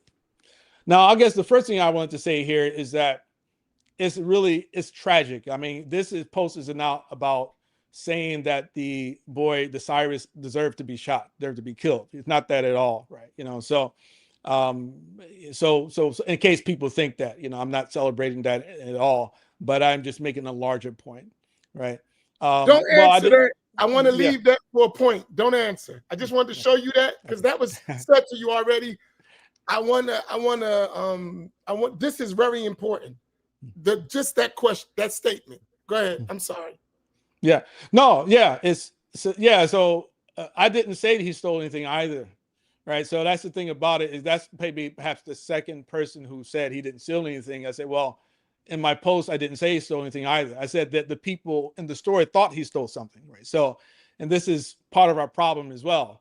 And I think for some people, it's just problems with reading comprehension. With other people, is we get emotional, right, when we read something because we interpret it in one way. We think the writer is saying one thing when in fact he's not really saying that, right? So, but this was unfortunate. The reason I said that this was it was on the black community, and there are other people who said this too. I didn't see their post before I did my post, but I saw some other people posting as well, non-Muslims, saying the same thing, is because when we consider the circumstances, it seemed to me, put it like this, it seems to me that those store owners were accustomed to people stealing things from them, from their store, first and foremost, because a normal person doesn't react in this way, right? They don't suspect that someone in the store who comes to the store is there to steal something, right?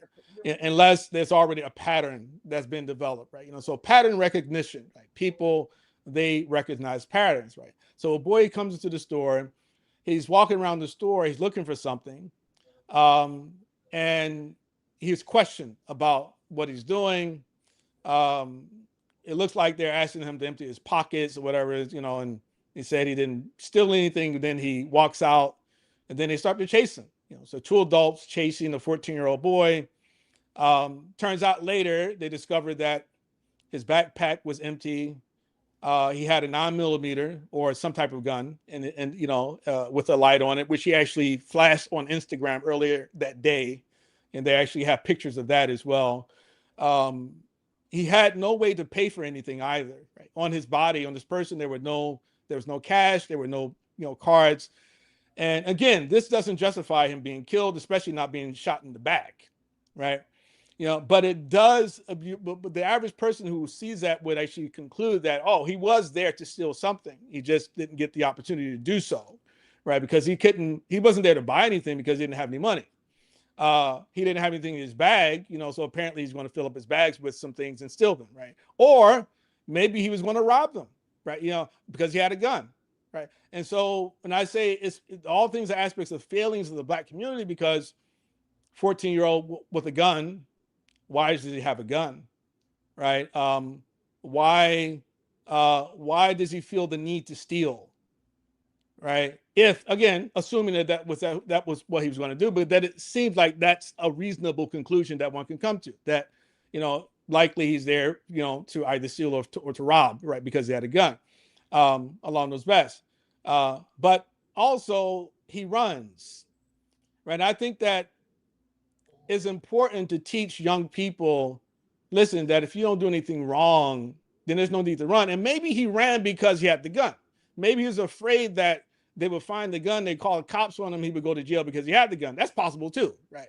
Yeah. So there are a lot of possibilities there, but then ultimately I think once the murder, or rather the shooting happens, nobody has any footage. We don't have any video footage of what happened. And we do know that the stopped the convenience store owner. He shot him in the back. He claims he shot him in the back because he took his gun out. He was pointing the gun at his son. And so he shot him in the back trying to defend his son. But then they say afterwards they were doing CPR and they were trying to save him, right? So when the ambulance came, so in that sense, it doesn't seem like it was really that malicious on the part of the store owners, and the police officers say they were being very cooperative, right? What I'm saying, like I said, is that our boys, young boys, 15 years old, should know better to have a gun, a loaded pistol, right, on him. If he had a parent, right, or had parents in his life, potentially, who actually very much more aware of what was going on with him, potentially that could have been, sort of prevented. I don't know if he's poor. It doesn't sound like he was poor either, because I heard his mother speak and she talks about how she was college educated. So I'm assuming she has a good job, she gets paid or something like that. But we've seen over and over and over these videotapes of Black people going into convenience stores, filling up their bags with goods, right? Just stealing, right? On a regular, right? We see it over and over and over. Out here in San Francisco, up until maybe a year or so ago, they had a rule that as long as what you stole didn't add up to more than $900, then you were good to go. Right? So they were encouraging people to go steal, right? And so in almost all the videos, Black people, right, doing it, right? We see Black people running into jewelry stores, quite often, with sledgehammers, breaking the glasses, taking the jewelry, and running out, right? So again, we have to look at all these things, right? And again, it's tragic situation that the young boy, he shouldn't have had to die. Some people say that the store owners, they shouldn't have ran after him. I agree, they shouldn't have ran after them, but it's not illegal to run after them. They didn't commit any crime by chasing him, right? But the question just became, okay, was it a crime for the store owner to actually shoot him? And then more importantly, we look at the failures of the DA, the prosecutor, because realistically, what happened here is that they were trying to get him on first-degree murder. So first-degree murder, you have to prove intent.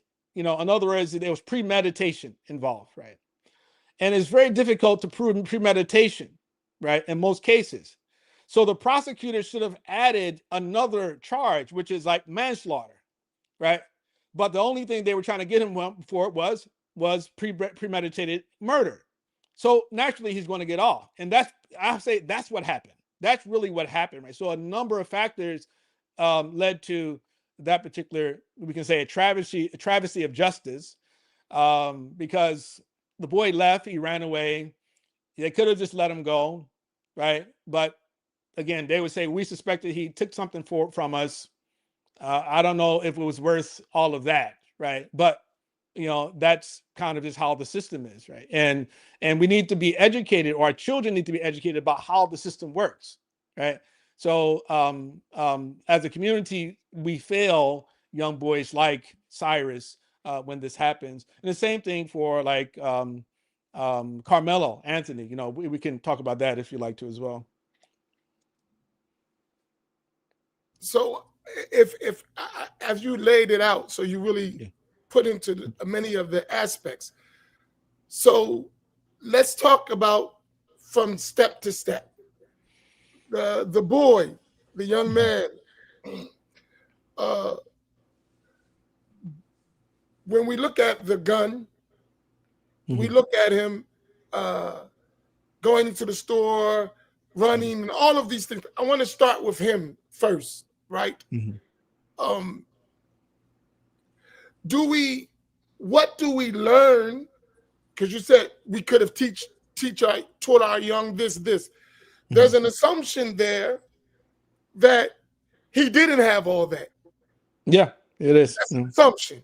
And his mother, she tried to, rebuttal that concept, and she was very adamant about it. Like, I do what I can, right?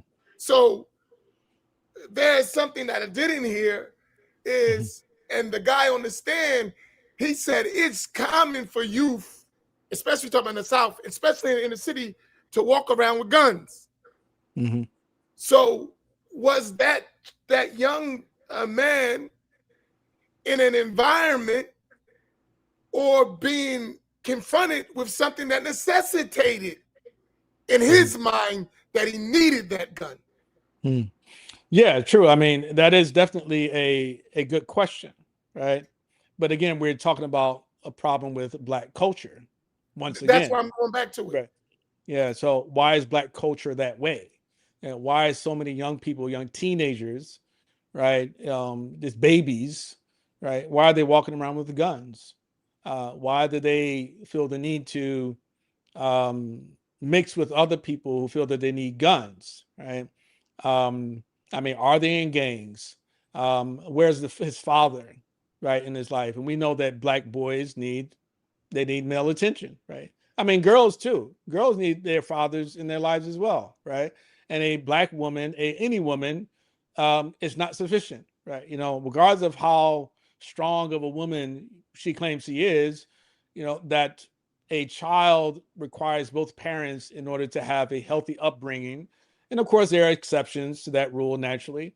You know, that, you know, some people have two parents household and their parents are terrible, right? And then some people come from a one parent household and they become very successful, right? It happens, right?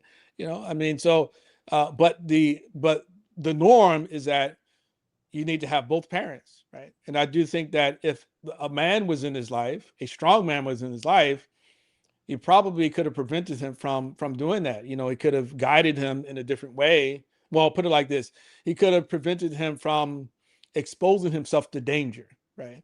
Because see, here's the other thing too. Like most of the big cases that gain a national attention, when a Black person is killed by a white person or a non-Black person, they usually happen after the individual actually was involved with something potentially criminal.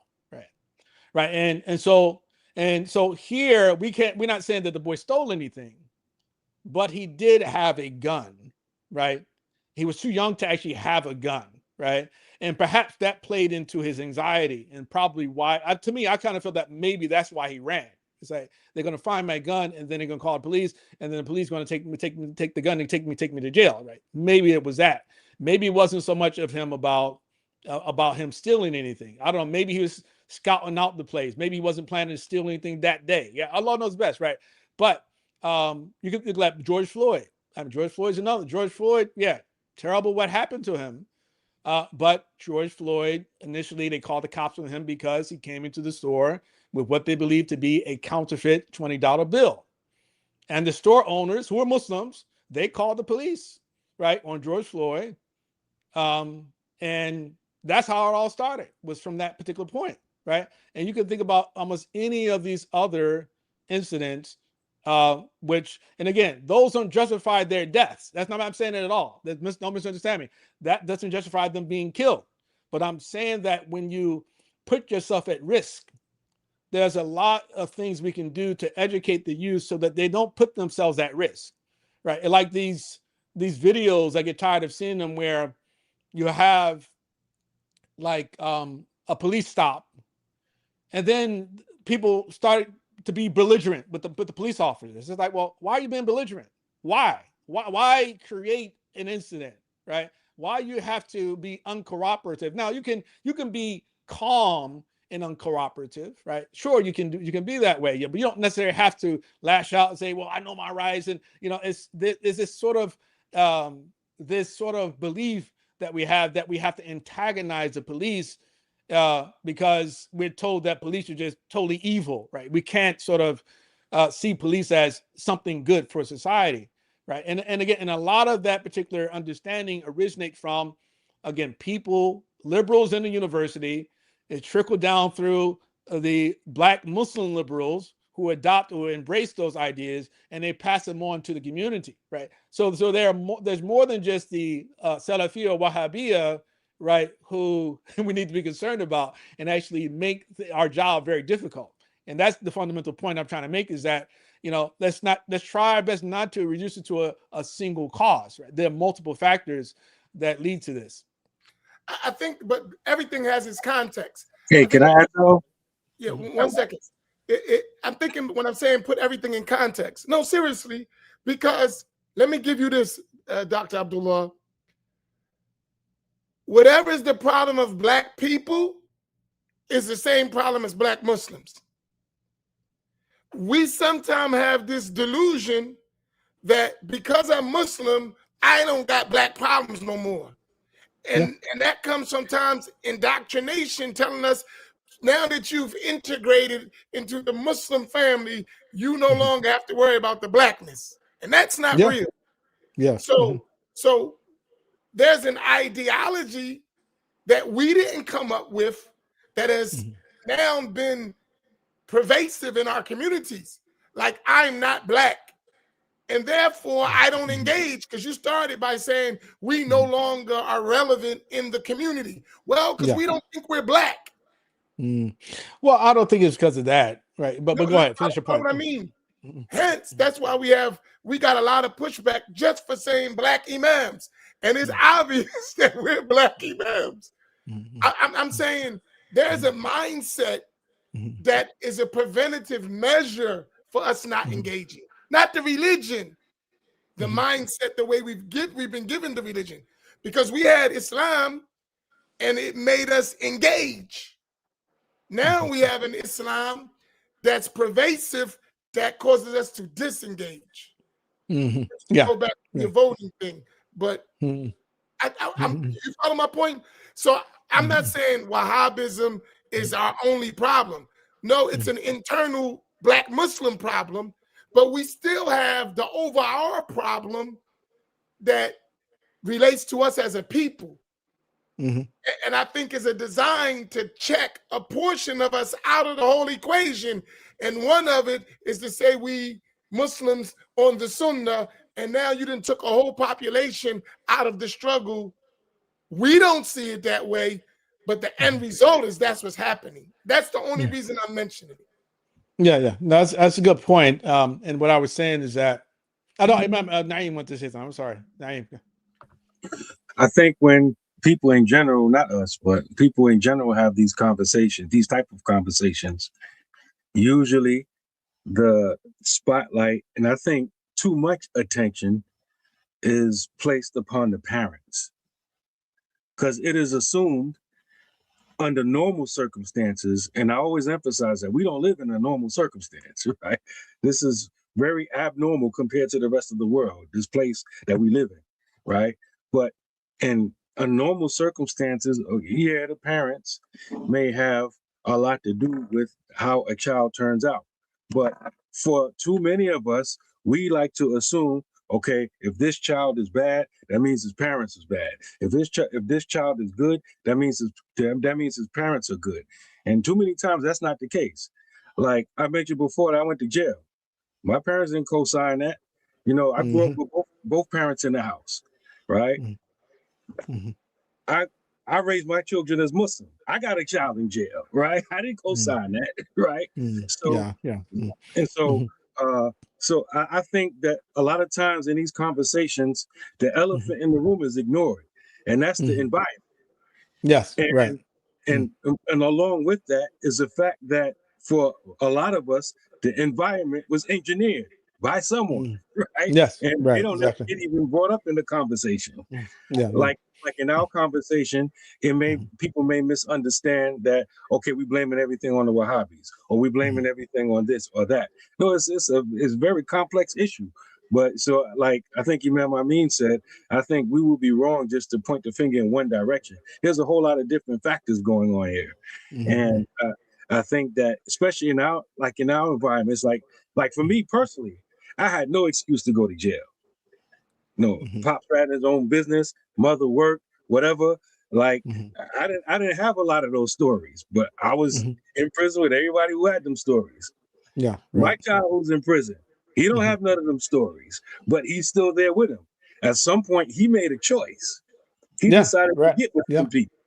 At some point, I made a choice. I decided to get with some people. Whose fault is that? Right? Yeah, no, I totally agree with you. I mean, and this is one of the points I want to make here is that I mean, we all know that the human being, I mean, we have thoughts, we have urges, we have emotions, right?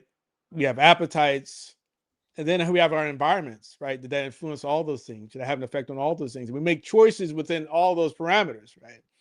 And I remember years ago, I had posted something on Facebook too, maybe 10 years ago.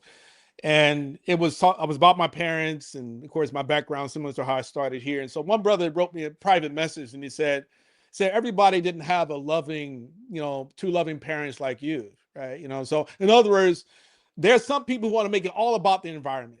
Again, this is like the sort of like the race hustlers, among black race hustlers from the universities. They want to make it all about environment. It's nothing else. It's only environment, and no responsibility for the individual. But the response I gave to this brother was that, listen, that me and my siblings, we all have the same mother and father, right? Four boys, 3 girls, right? And I have one brother who's been out of prison, right? Pretty much since he was, I don't know, a teenager, right? I had, like one sister, she struggled with drugs. I had another sister, she had her other stuff going on with her, right? I never mentioned, but, and then you have me, you have one sister, she's a principal of a school. One brother, he went to the military, government contracts and things like that. He retired captain major, right? So everyone took a different path, right? But all of us have the same mother and father. So we all grew up in the same environment, right? So when we say that, okay, it's environment, and say, yeah, partially, right? But like you said, I love this, that you mentioned the issue about choice, right? People make choices at a certain point. My brother, he wasn't raised as a criminal, right? But he became one, right? He became a criminal over time. It was a choice that he made, right? So, and that's the other thing you can say about so many other people. So it just, to try to find a solution, right, to the issue, we have to look at all of the parameters, right? And that's, for me, I always try to take a macro analysis of things, and do some deep thought, right?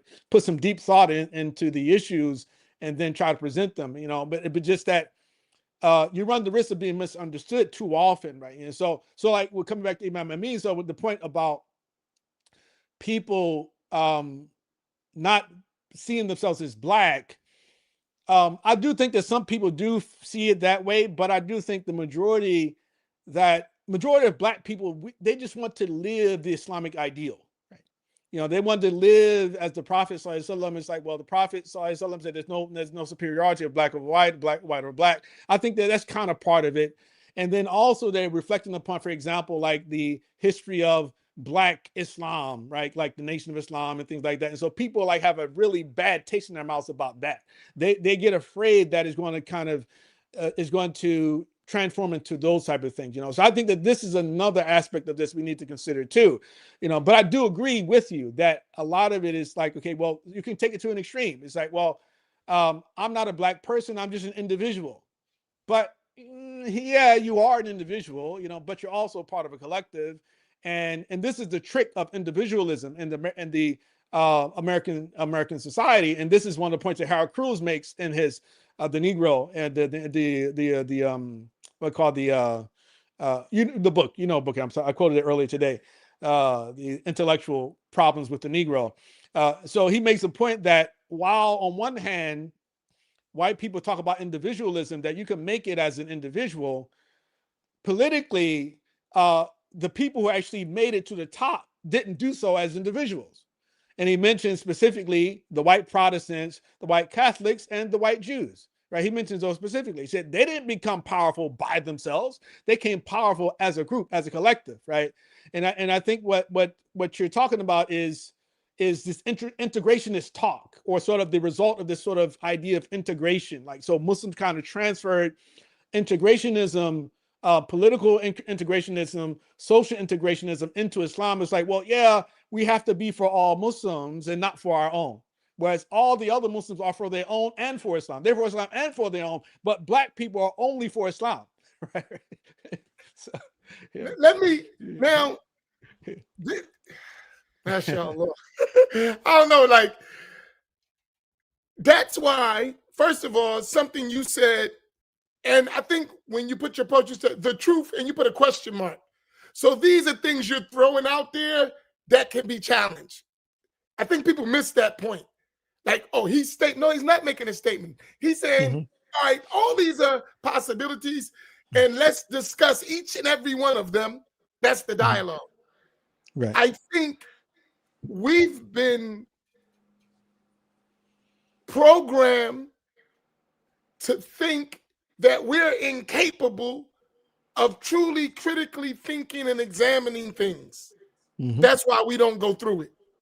But if all the things we're talking about, each one of them is a subject matter in and of itself. Right? Yeah. Because when y'all was talking about raised up, I look at my family, all of us, especially the males, right, had prison experience. But I remember with my brother sitting in federal prison, we were sitting and we were looking at everything. And I remember this, we're on the back dock. And I said to my brother, I said, man, we're not criminals. Look at this dude. Look at this dude. They belong in jail. Right? Like, seriously, like, you can see this dude is an animal. I'm like, this guy belongs in jail. Now, remember, I'm an imam in the prison, so, I got my respect, and no, but this dude is a criminal. We got in trouble. There's a difference. Yeah. And we made a rule that, listen, this stops with us, right? And I was laughing when y'all was having that discussion. I went to jail, and I was out, and I ain't get to jail, and you turned to jail. And I was thinking, my son, we went to jail, and my son now is putting people in jail because he's a police officer. But I was laughing in my mind because I'm like, what's the difference from all of our kids, college graduates, right? But they came up with two parents. They came up with someone who was intentionally, you can't get in trouble. So there was an intentional direction to save you from the environment. All of them graduated. All of them got good careers. All of our children, right? So is environment always the problem? No, because they grew up in an environment, the same city, the same, right? And at a worse time, but they successful, and all their friends are not as successful as them. In dunya wise, I'm talking, and they maintain their religion. They're practicing Muslims. So my mother used to say that it's not the environment. And I grew up in the hardest projects in the city, right? My mom was like, it's not the environment, it's you. Is when you change, even in the environment, you will change the environment, not you become a part of it. Let's evaluate that. We move our city, we go to other cities and still get in trouble. Now, after all that, with a changed mind, you become a role model in the same city you was a troublemaker. So the individual's choice and development does play a role, right? Because we're the same individuals who are carrying guns as teenagers, who are doing all the same stuff. Now we're outstanding citizens who the political officials call to help them.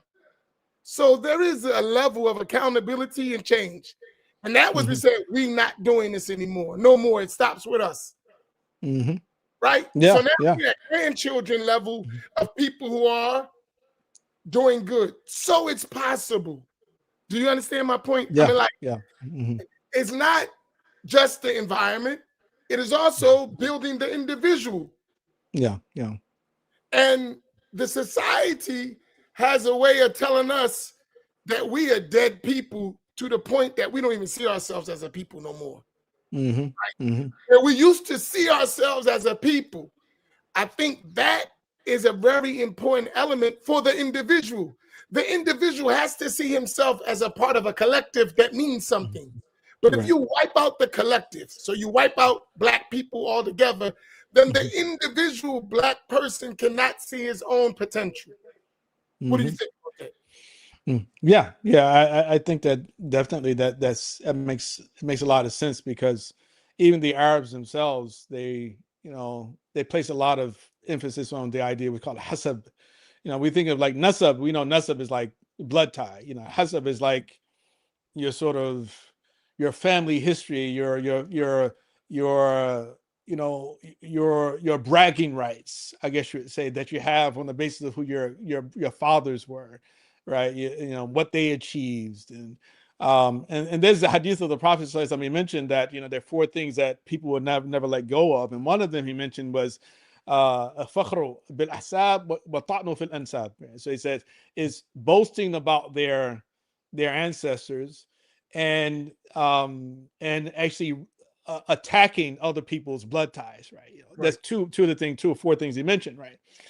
So we say it's from an Amr Jahiliyyah. It calls from the Jahiliyyah. The thing from the Jahiliyyah, but people won't never let go of them. But being proud of who your people are. The Prophet ﷺ was a proud Arab, in the sense that say he's Quraysh. He's from Quraysh, right? He never disassociated himself, right, from Quraysh, right? And he says, "Hada amru la hada amru fi Quraysh." The fi Quraysh, that this affair, this will remain among the Quraysh.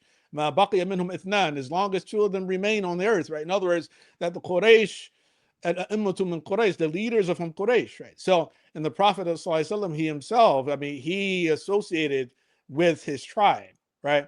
So there's nothing wrong with that. وَجَعَلْنَاكُمْ شُعُوبًا وَقَبَائِلَ لِتَعَارَفُوا. We made you into peoples and tribes in order for you to recognize or come to know one another. That's in the Quran itself. It's part of the fitrah, that you be part of a collective.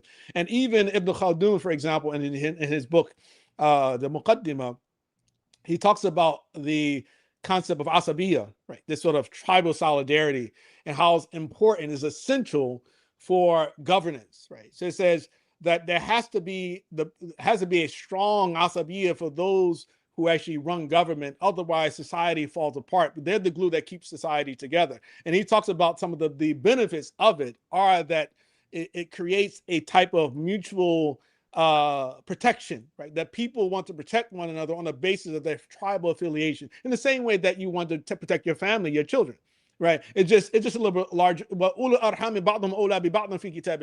the people, those who are relatives of one another, have greater rights than others who are not, right? So that's a Quranic injunction, right? So Allah subhanahu wa ta'ala doesn't call us away from the association with the people from our family, from our tribes, etc., right? So this has been, of course, one of those struggles we've had here, that every time we highlight that, okay, well, we want to do something, we focus it on the Black community. Why the Black community? Because Black community has suffered more than any other people. And by the Black community, like as you started out, we're talking about the indigenous, or say the descendants of African slaves, right, in America specifically, because the Caribbean Muslims, the Caribbean, those who are Native African born, they have different cultures, right, than we do, right? Their cultures are different. They have a different attitude when they come to the United States, for example, or from the West in general. They're much more cohesive than we are,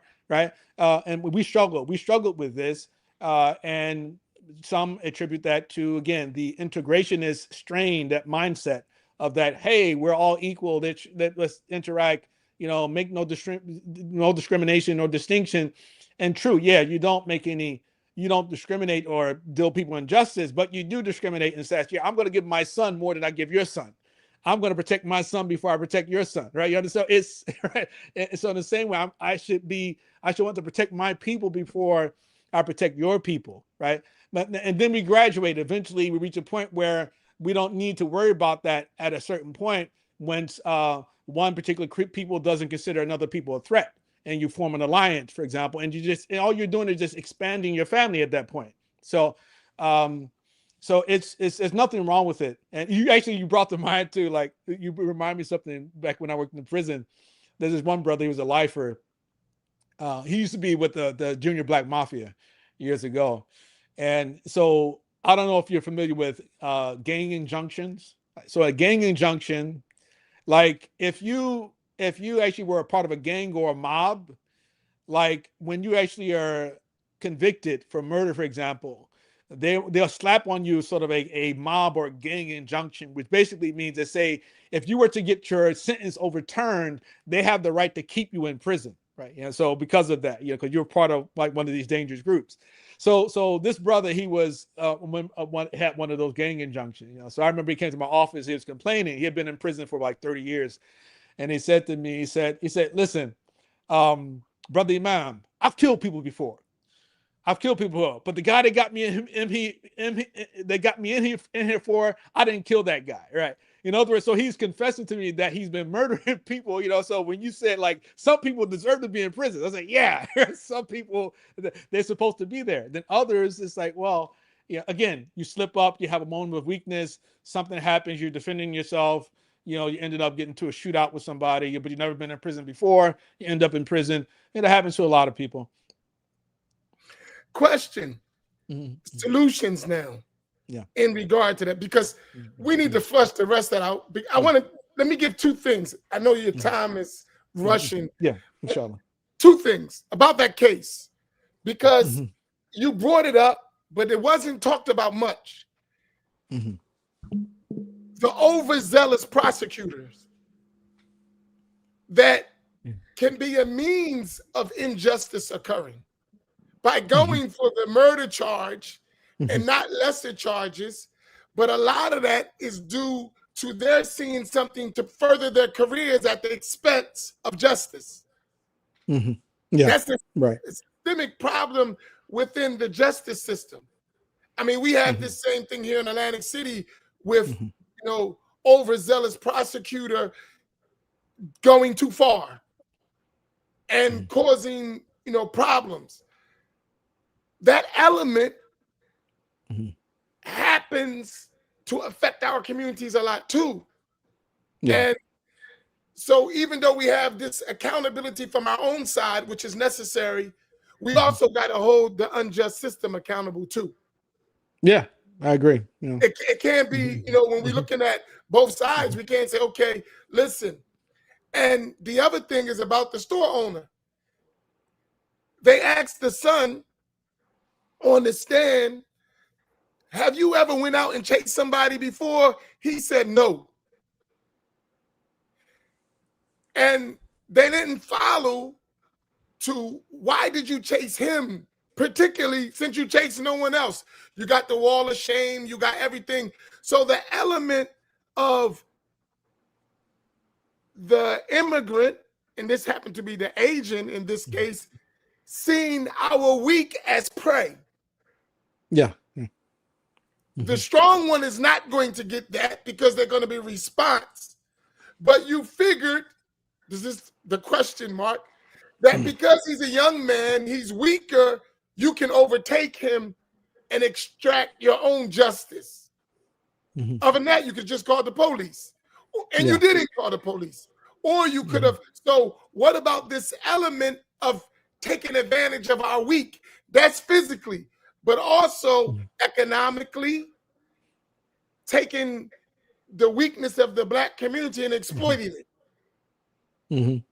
Yeah. All of those issues would come up in this that would go the other way. Do we need to discontinue our support for the sake of our people of institutions and businesses that don't uplift our people? That's that's an element that comes out in the conversation that we may not address too. Yeah.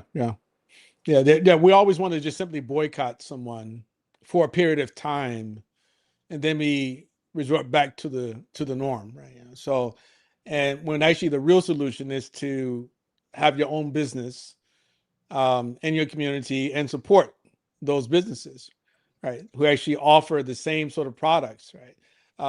It shouldn't continue this continuing cycle of like, it starts with the Jews who are there, then they leave, and then we have the Chinese and the Koreans, and then some of them leave, and then the Asians come through, the Afghans and the Indians, and so all of these.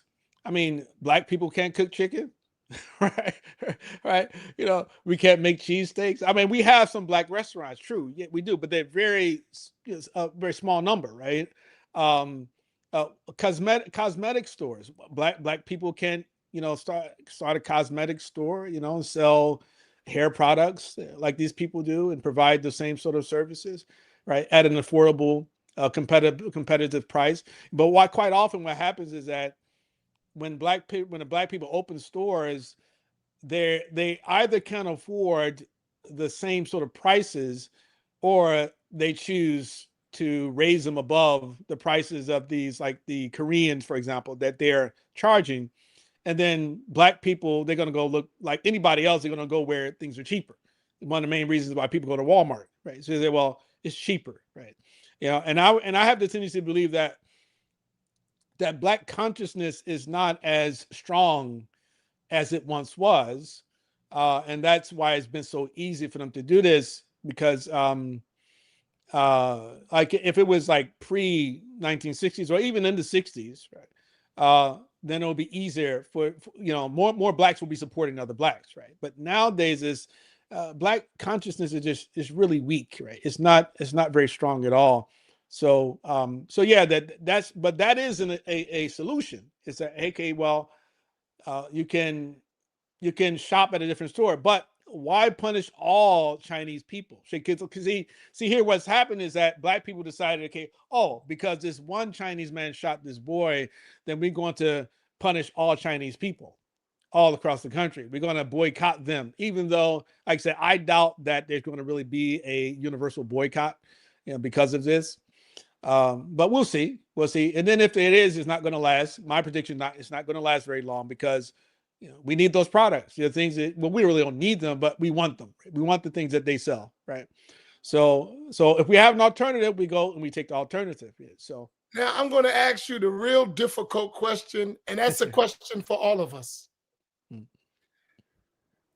As black leaders, especially black Muslim leaders, in our respective areas of leadership, because all of us have as my teacher would say, take care of the people in your orbit, right? Like all of us have a level of leadership. And this goes to our brother Furqan, who's always talking about black leaders. He looks at black leaders and say we don't have no leaders because he don't like to follow them, right?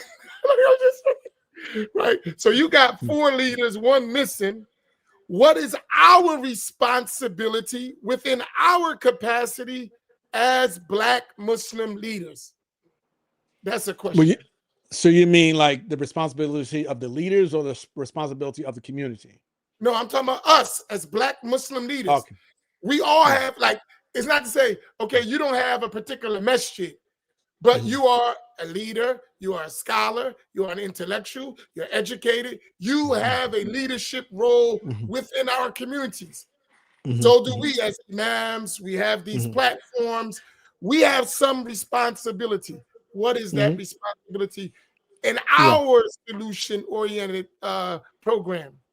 Yeah. Well, I would say first and foremost, it's a responsibility of knowledge, you know, that we all have to make sure that anything that we present to the community, that we don't do so until we ensure that we're properly informed, right, about the situation. That's the first thing. Second of all, I would say that we have a duty to always tell them the truth, to be honest, you know, and that, of course, it takes courage. Because once you start to be honest with people, they start hating. They hate you. Well, a lot of people will. Some people, they appreciate it, right? You know, but you have to be courageous, right? And when you do present them the truth, try our best that we present it to them as gently as possible, right? You know, you understand? In other words, is that a cop out? No, it's, in other words, is to say that the point, what I mean, like, you know, that, you know, I don't think that if you, just because you're screaming that you're not being gentle.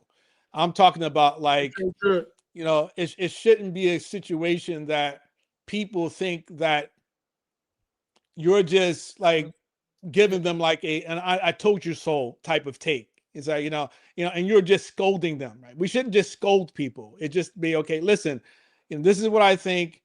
this is a particular guidance I think that will be helpful for the people, right? And people, it doesn't come off as necessarily judgmental, right? But at the same time, it's hard for it not to sound that way when you're being honest, right? You understand, right? But people should understand that, listen, I'm trying to help, right? I'm saying this because I love you. I'm saying this because I genuinely want things to be better for you and for all of us, right? And so, and that becomes a challenge as long as you have people saying that you don't have the right to criticize or to scrutinize the behavior of people in our community, right? And when you do so, that you're harming the community and you're helping white supremacy and all these other things. It's fake, stupid stuff that people say all the time, right? So, so again, those things. Yeah, make sure that what we present to them is based upon sound knowledge, is well researched, that we tell them the truth, that we express our love, right? I guess you would say, or try to indicate that it is out of love as best as we can, and then we just want better for them. We want the best for them. Now, we also should say that we are open to their feedback. I think this is an important part of leadership too, because amruhum shura bainahum, that their affair is one of consultation, right? Because imams don't know everything, leaders don't know everything, and this is why shura is part of Islam, is part of leadership. That you take shura, of course, from wise people. The wisest people you find to get shura from, but sometimes that good counsel may come from people in the public, right? So if you come across some good counsel from the public, we should embrace it, right? And I always tell people, I've told people this for years, that when I post, I don't post with the attitude that I got it all figured out. I post because I have some ideas and I kind of feel like they have not been articulated by other people, and I feel obligated to say them, but I'm open to everybody's criticism. So if someone actually were to say something to me that proves that I was wrong, then I'm totally fine with that. I'm totally fine with that. I take it. I've always accepted criticism, and I've reverted back to what I consider to be haqq, and that's the sunnah of the Prophet sallallahu alaihi wasallam and the Sahaba, tamadi, the taraju ila al-haqqi khairun min tamadi fil batil. So that's our way. So I don't know everything, but when a person comes and they're calling names, like I had to block a brother earlier today. He come and he didn't like stuff I was posting and said, it's not good to coon for the sake of white people. And I'm just like, I just block him, because certain pages. I have like 3 public Facebook pages. Well, 2 of them public, and one is like a personal, like one bin Hamid Ali. That's like kind of like a personal page of mine. On that page, I only want people who actually are reasonable on that page, right? So when I come across people who are like that, who just you just want to call names and things like that, that's okay. You're blocked, right? I mean, if you want to go and attack me on my Abdullah bin Hamid Ali page or the Sheikh Abdullah bin Hamid Ali page, no problem. If you want to come to my Twitter page, no problem, right? But that particular page, I'm looking for people to actually engage with, because I actually do engage with people on that particular account. So that's what I would say in summary. So this is, sound information, honesty, courage, and then openness to criticism. Let me go to the first point quickly. Knowledge. You mean by that religiously and worldly or secular knowledge, right? Both. I mean, both. Sometimes we'll think knowledge is only my understanding of Quran and Sunnah and forget about the rest of reality. And that's part of a lack of understanding of Quran and Sunnah. But I just want to highlight that both of those are being mentioned, right? Right, exactly. Because all these issues we've been talking about are not necessarily establishing the Quran and Sunnah without some form of deduction and extraction. Right. Like there's not, as my teacher used to say, do you expect that Allah would reveal and the Prophet ﷺ would convey for every idiocy an idiot comes up with? Not every verse is going to directly, there's going to be some extraction. So that will Right. take a knowledge of some worldly sciences, because we're Yeah.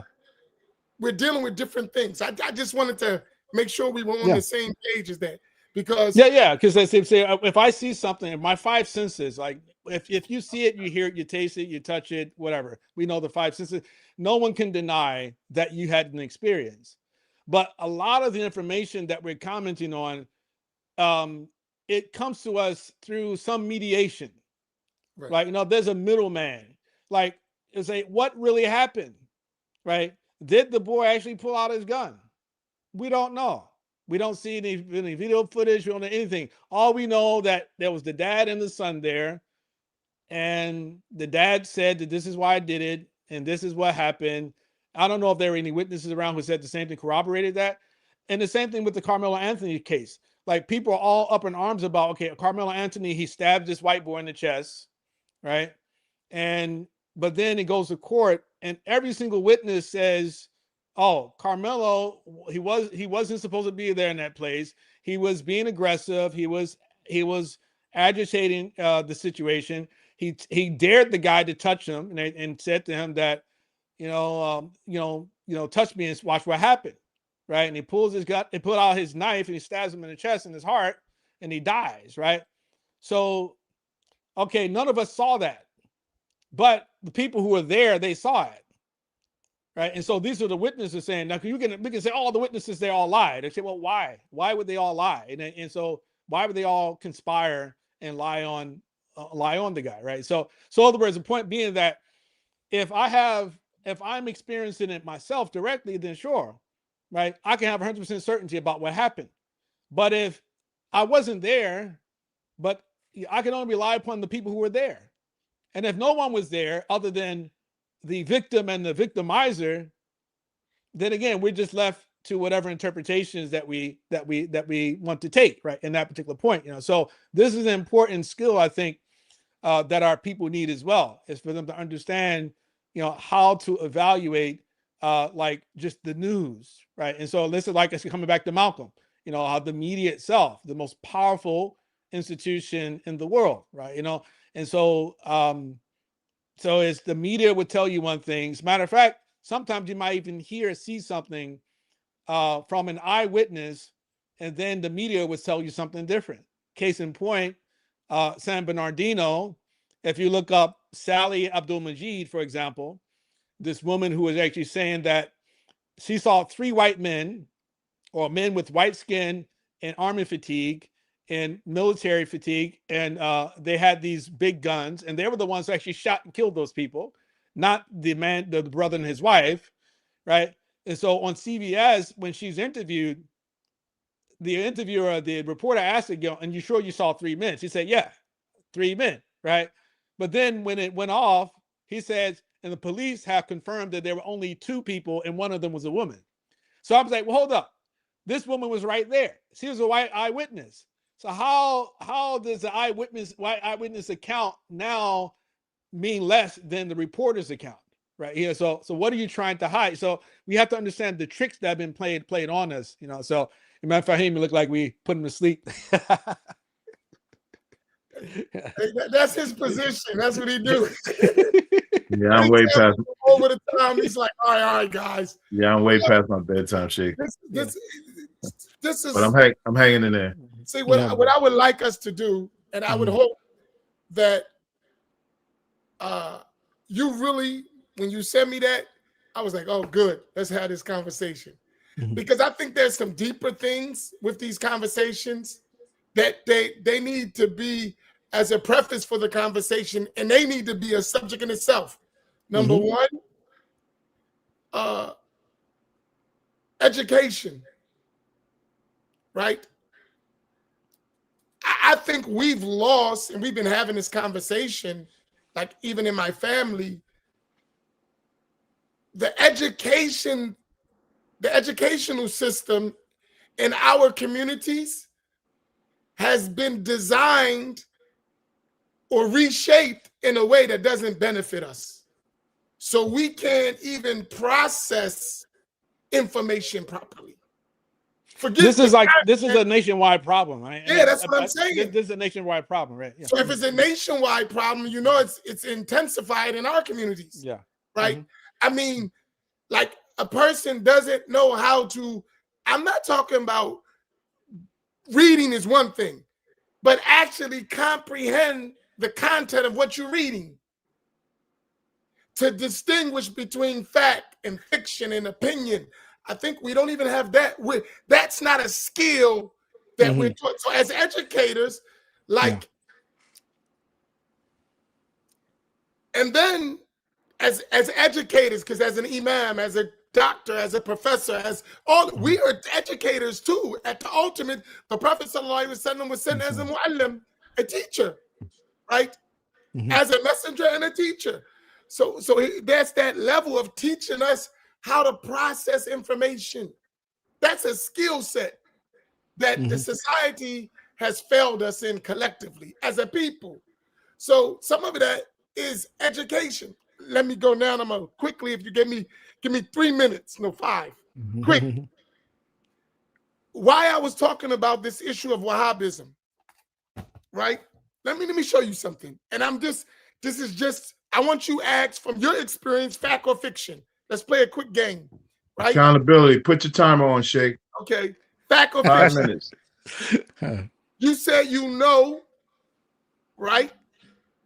A lot of the teachers in the program.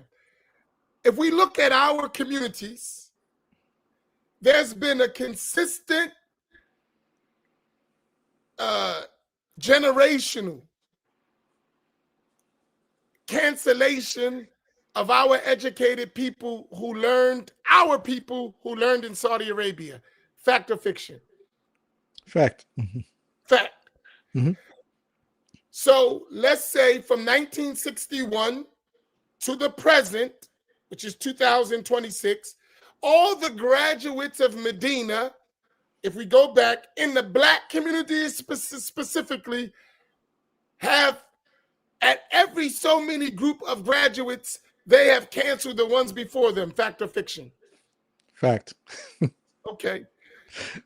If we go back to everyone who was canceled, the root or the head canceller was basically one individual. Fact or fiction? Fact. To this day, the most severe element of that ideology in our community is attributed to that one person who's been canceling our people consistency for at least 30 years. Fact or fiction? I don't know that one person, so I can't say fact or fiction. I don't know who you're talking about. Okay, that is cap, if I ever heard it. And if it's not cap, right? Okay. No, it's not. Hey, listen, you know that ain't gonna fly with me, right? You do know who that is because you said in the beginning that you agree that one person was responsible for that. So that means you have an idea. I'm a good listener. No. I said that one person was responsible for cancellation of people. Right. I said that. Yes. I don't remember saying that. You said fact. I said one person was responsible for continuous cancellation. You said fact. You didn't say fiction yet. No. At the end, I thought that was your final question. Right. No, that was the first question. The first question was among that. Then the last question was the people that are the most severe among that group are actually attributed to that person who's been canceling. Okay. Oh yeah, I misunderstood your question then. You know, so now understanding my question, is it a fact? Again, that one person, who's that one person we're talking about? We're talking about somebody we already mentioned. He's the same person in the first case, unless you're thinking about someone different. Well, I mean, I definitely know that Abu Muslim did. Yeah, if you're talking about Abu Muslim, you know who canceled him, right? I think it was Malik Abul Hassan or something like that, or something. No. Malik. We ain't talking about us. Yeah. We ain't gonna do transferring intent. You know, black man gets the blame for the Arabs' abuse. Okay, so Sheikh Rabi Madkhali, that was. There you go. Okay. All right, let's be real. Okay. Is that a fact? Yeah, I think so. Yeah. Is he the most severe of those people in our time, are they followers of him or not? Oh, yes, indeed. Okay, so what you're telling me, for 30, possibly 40 years of problems and cancellation and fitna in the black community has been by one head Saudi man. Yes and no. I mean, for the Okay. most part, I say for most of that period, you know, and again, because I'm going back prior to the death of Bin Baz and Amin and Sheikh Bin Baz. Right? I mean, that had already started. And Nasruddin Albani, right? That already started. They started it then, but it was a bit different, right? You know, but it came more extreme after they passed away. But the cancellation started prior to their death, so that don't work. Yeah, no, but it wasn't at the same level because, like, I'll give you an example. Back then they would say things like, don't take Aqidah from that person, but you go study Quran, right, with them, for example, right? This is a level kind of cancellation that you would find coming from some of the brothers, you know, in the, you know, part of the so-called Salafi Dawah, for example. But for some reason, towards the end of that period, they switched up. Because I remember one particular talk that Abu Usama gave, and he was talking about Sheikh Anwar and Anas, for example. And he said that I would rather my son be in a whorehouse than to go take one harf from those people, right? I remember that, you know. So yeah. So that was on that tail end, like around that time when all of their big sheikhs are actually about to pass away. Yeah. I agree, but who canceled Usama? Abu Usama, Rabi al-Madkhali. Listen to my point. I'm not talking about, this is what I'm talking about. If we're going to use our critical thinking skills, because there's a bigger picture. The big picture is not Rabi al-Madkhali. The big picture is not the brothers of the Salafi movement. The big picture is that we're being indoctrinated from a segment, and it can be reduced sometimes to a few selected individuals that end up messing up a whole people. That's my point. That's the bigger picture. Now, when you're pointing something out, I'm like, wait a minute. You mean to tell me we're in the inner cities beating each other up, harming each other, boycotting each other, separating our families, doing all these things. Don't pray over him if he died. With blah, blah, blah, blah. All because of one Saudi guy who never has nothing to do with us? That's a collective problem. That's not even his fault. That says something about us. Yeah, I agree. Totally. We haven't collectively come together and say, wait a minute, wait. You got one individual, even though he represents an ideology, but he's the actual one pushing us to fall apart. I totally agree. Collectively say none of that. 100%. Yeah. You understand my point? Yeah, I get you. That's not an issue of Salafi, Wahhabi, Sunni. That's an issue of critically thinking. That's education. Right. That all the facts would be right in front of you and you can't recognize them. That's an educational problem. In addition to indoctrination, to where you make the one who's actually your problem, you've transferred the intent to everyone except the one who actually did it. That's like the Wizard of Oz type of stuff. And the one who's actually pulling all the strings is not that strong. I'm just talking about what's happening in our communities. Now, that could happen one way. That could happen. I see it even in our Sunni circles for us. Yeah. That someone has nothing to do with us can cause a bunch of confusion among us because we don't see ourselves as a people. And no matter how much you learn, right, the one who has another race would always diminish your accomplishments. You are a PhD, so you're a PhD, he's a PhD, which makes his PhD superior to your PhD or someone else's PhD among our community. He's a graduate from the university, so are you. Unless you're telling us there's a different scale for Black people and outer people in education. Yeah. So if you graduate, your education is inferior, but if he graduate, he's Sheikh al-Islam. Yeah, no, totally. I'm just talking about the mentality. Yeah, we got a problem. We got a big problem. Yeah. So now you have people who know each other and will hate each other for someone nobody knows. And that person necessarily is not superior to all the people he make fight each other. That's my only point. That's a cultural thing we got from white supremacy. Where we see the Mr. Charlie or have all of us on the job fighting each other while he promote his cousin. That's right. And so you understand what I'm trying to get at? No, I get you. I'm totally I'm with you. I'm totally with you. But we'll make all a million arguments, and in their own culture, the greatest of their people ain't paying him no attention. Their scholars are not paying him any attention. But he's a dominant figure among us. It's just something that we need to think about. And that can go, like you said, it can even go to Sufi orders, tariqas. I'm talking about us as a people. It could happen, so we don't got to be biased.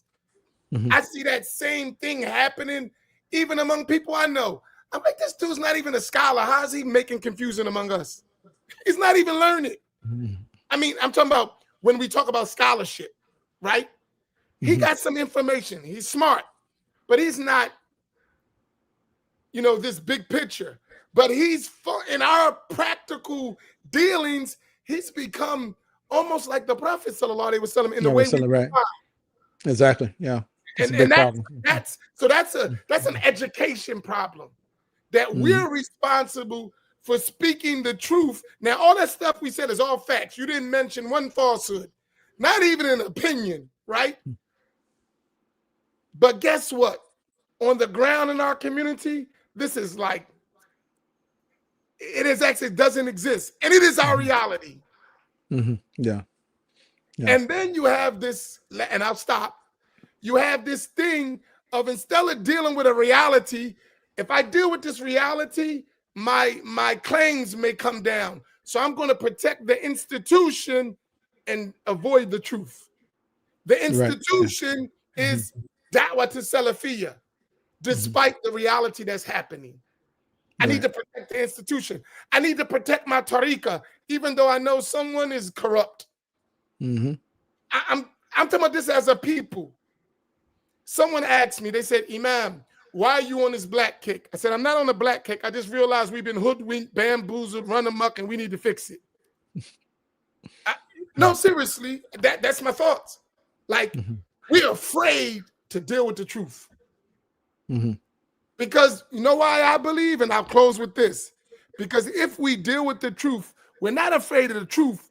We're afraid of the responsibility and accountability that's placed on us once we know the truth. That's my opinion. That's an opinion. I believe that we're not afraid of telling the truth. We don't want the consequences of telling the truth. Right. What's your thoughts on my opinion? The last part is my opinion. Yeah, alhamdulillah, I agree with you 100%. I mean, so you share my opinion? Yeah, I do. I share your opinion, and but again, I just So when they come to beat me up, you gonna help? Yeah, well, I'm always your brother, man. If I'm around and anything, we walking down together, man. We ride together as we go, as the saying goes, right? Yeah, I mean, and that's one thing that I appreciate about Imam Asim, rahimahullah, is one thing that like everybody knew Imam Asim.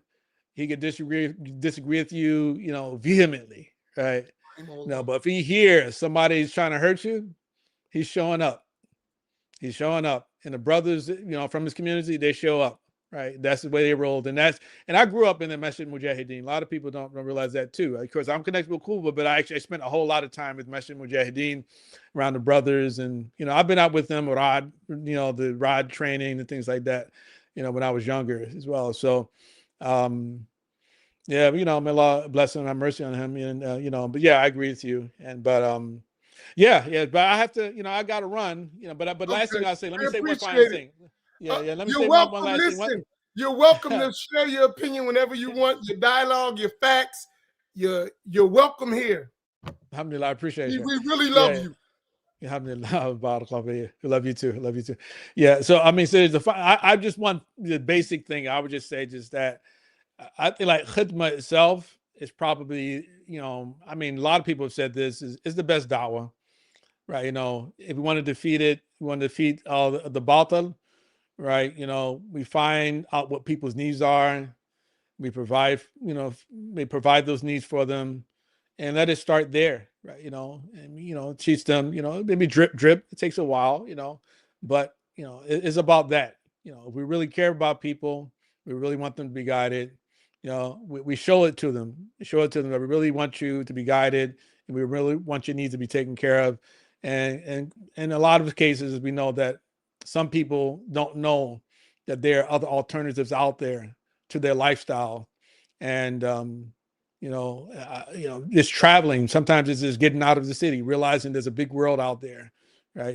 Giving them that experience. But anyway, I enjoyed this, brothers. I enjoyed it, Can and you I close appreciate us out? you. Yeah, inshallah. Close us out, inshallah, and we can go. inshallah. Subhanakallahumma wa bihamdika ashhadu an la ilaha illa anta astaghfiruka wa atubu ilayk. اللهم إنا نسألك موجبات رحمتك وأزائم مغفرتك والسلامة من كل إثم وغنيمة من كل بر والفوز بالجنة والنجاة من النار. ربنا إننا نسألك الجنة وما قرب إليها من قول من عمل ونعوذ بك من النار وما قرب إليها من قول من عمل. ربنا آت أنفسنا تقواها وزكها أنت خير من زكاها أنت وليها ومولاها. ربنا آتنا في الدنيا حسنة وفي الآخرة حسنة وقنا عذاب النار. وصل اللهم وسلم وبارك على سيدنا محمد وعلى آله وأصحابه الأخيار وسلم تسليما كثيرا. وسبحان ربك رب العزة عما يصفون والسلام على المرسلين والحمد لله رب العالمين. آمين. السلام عليكم ورحمة الله وبركاته.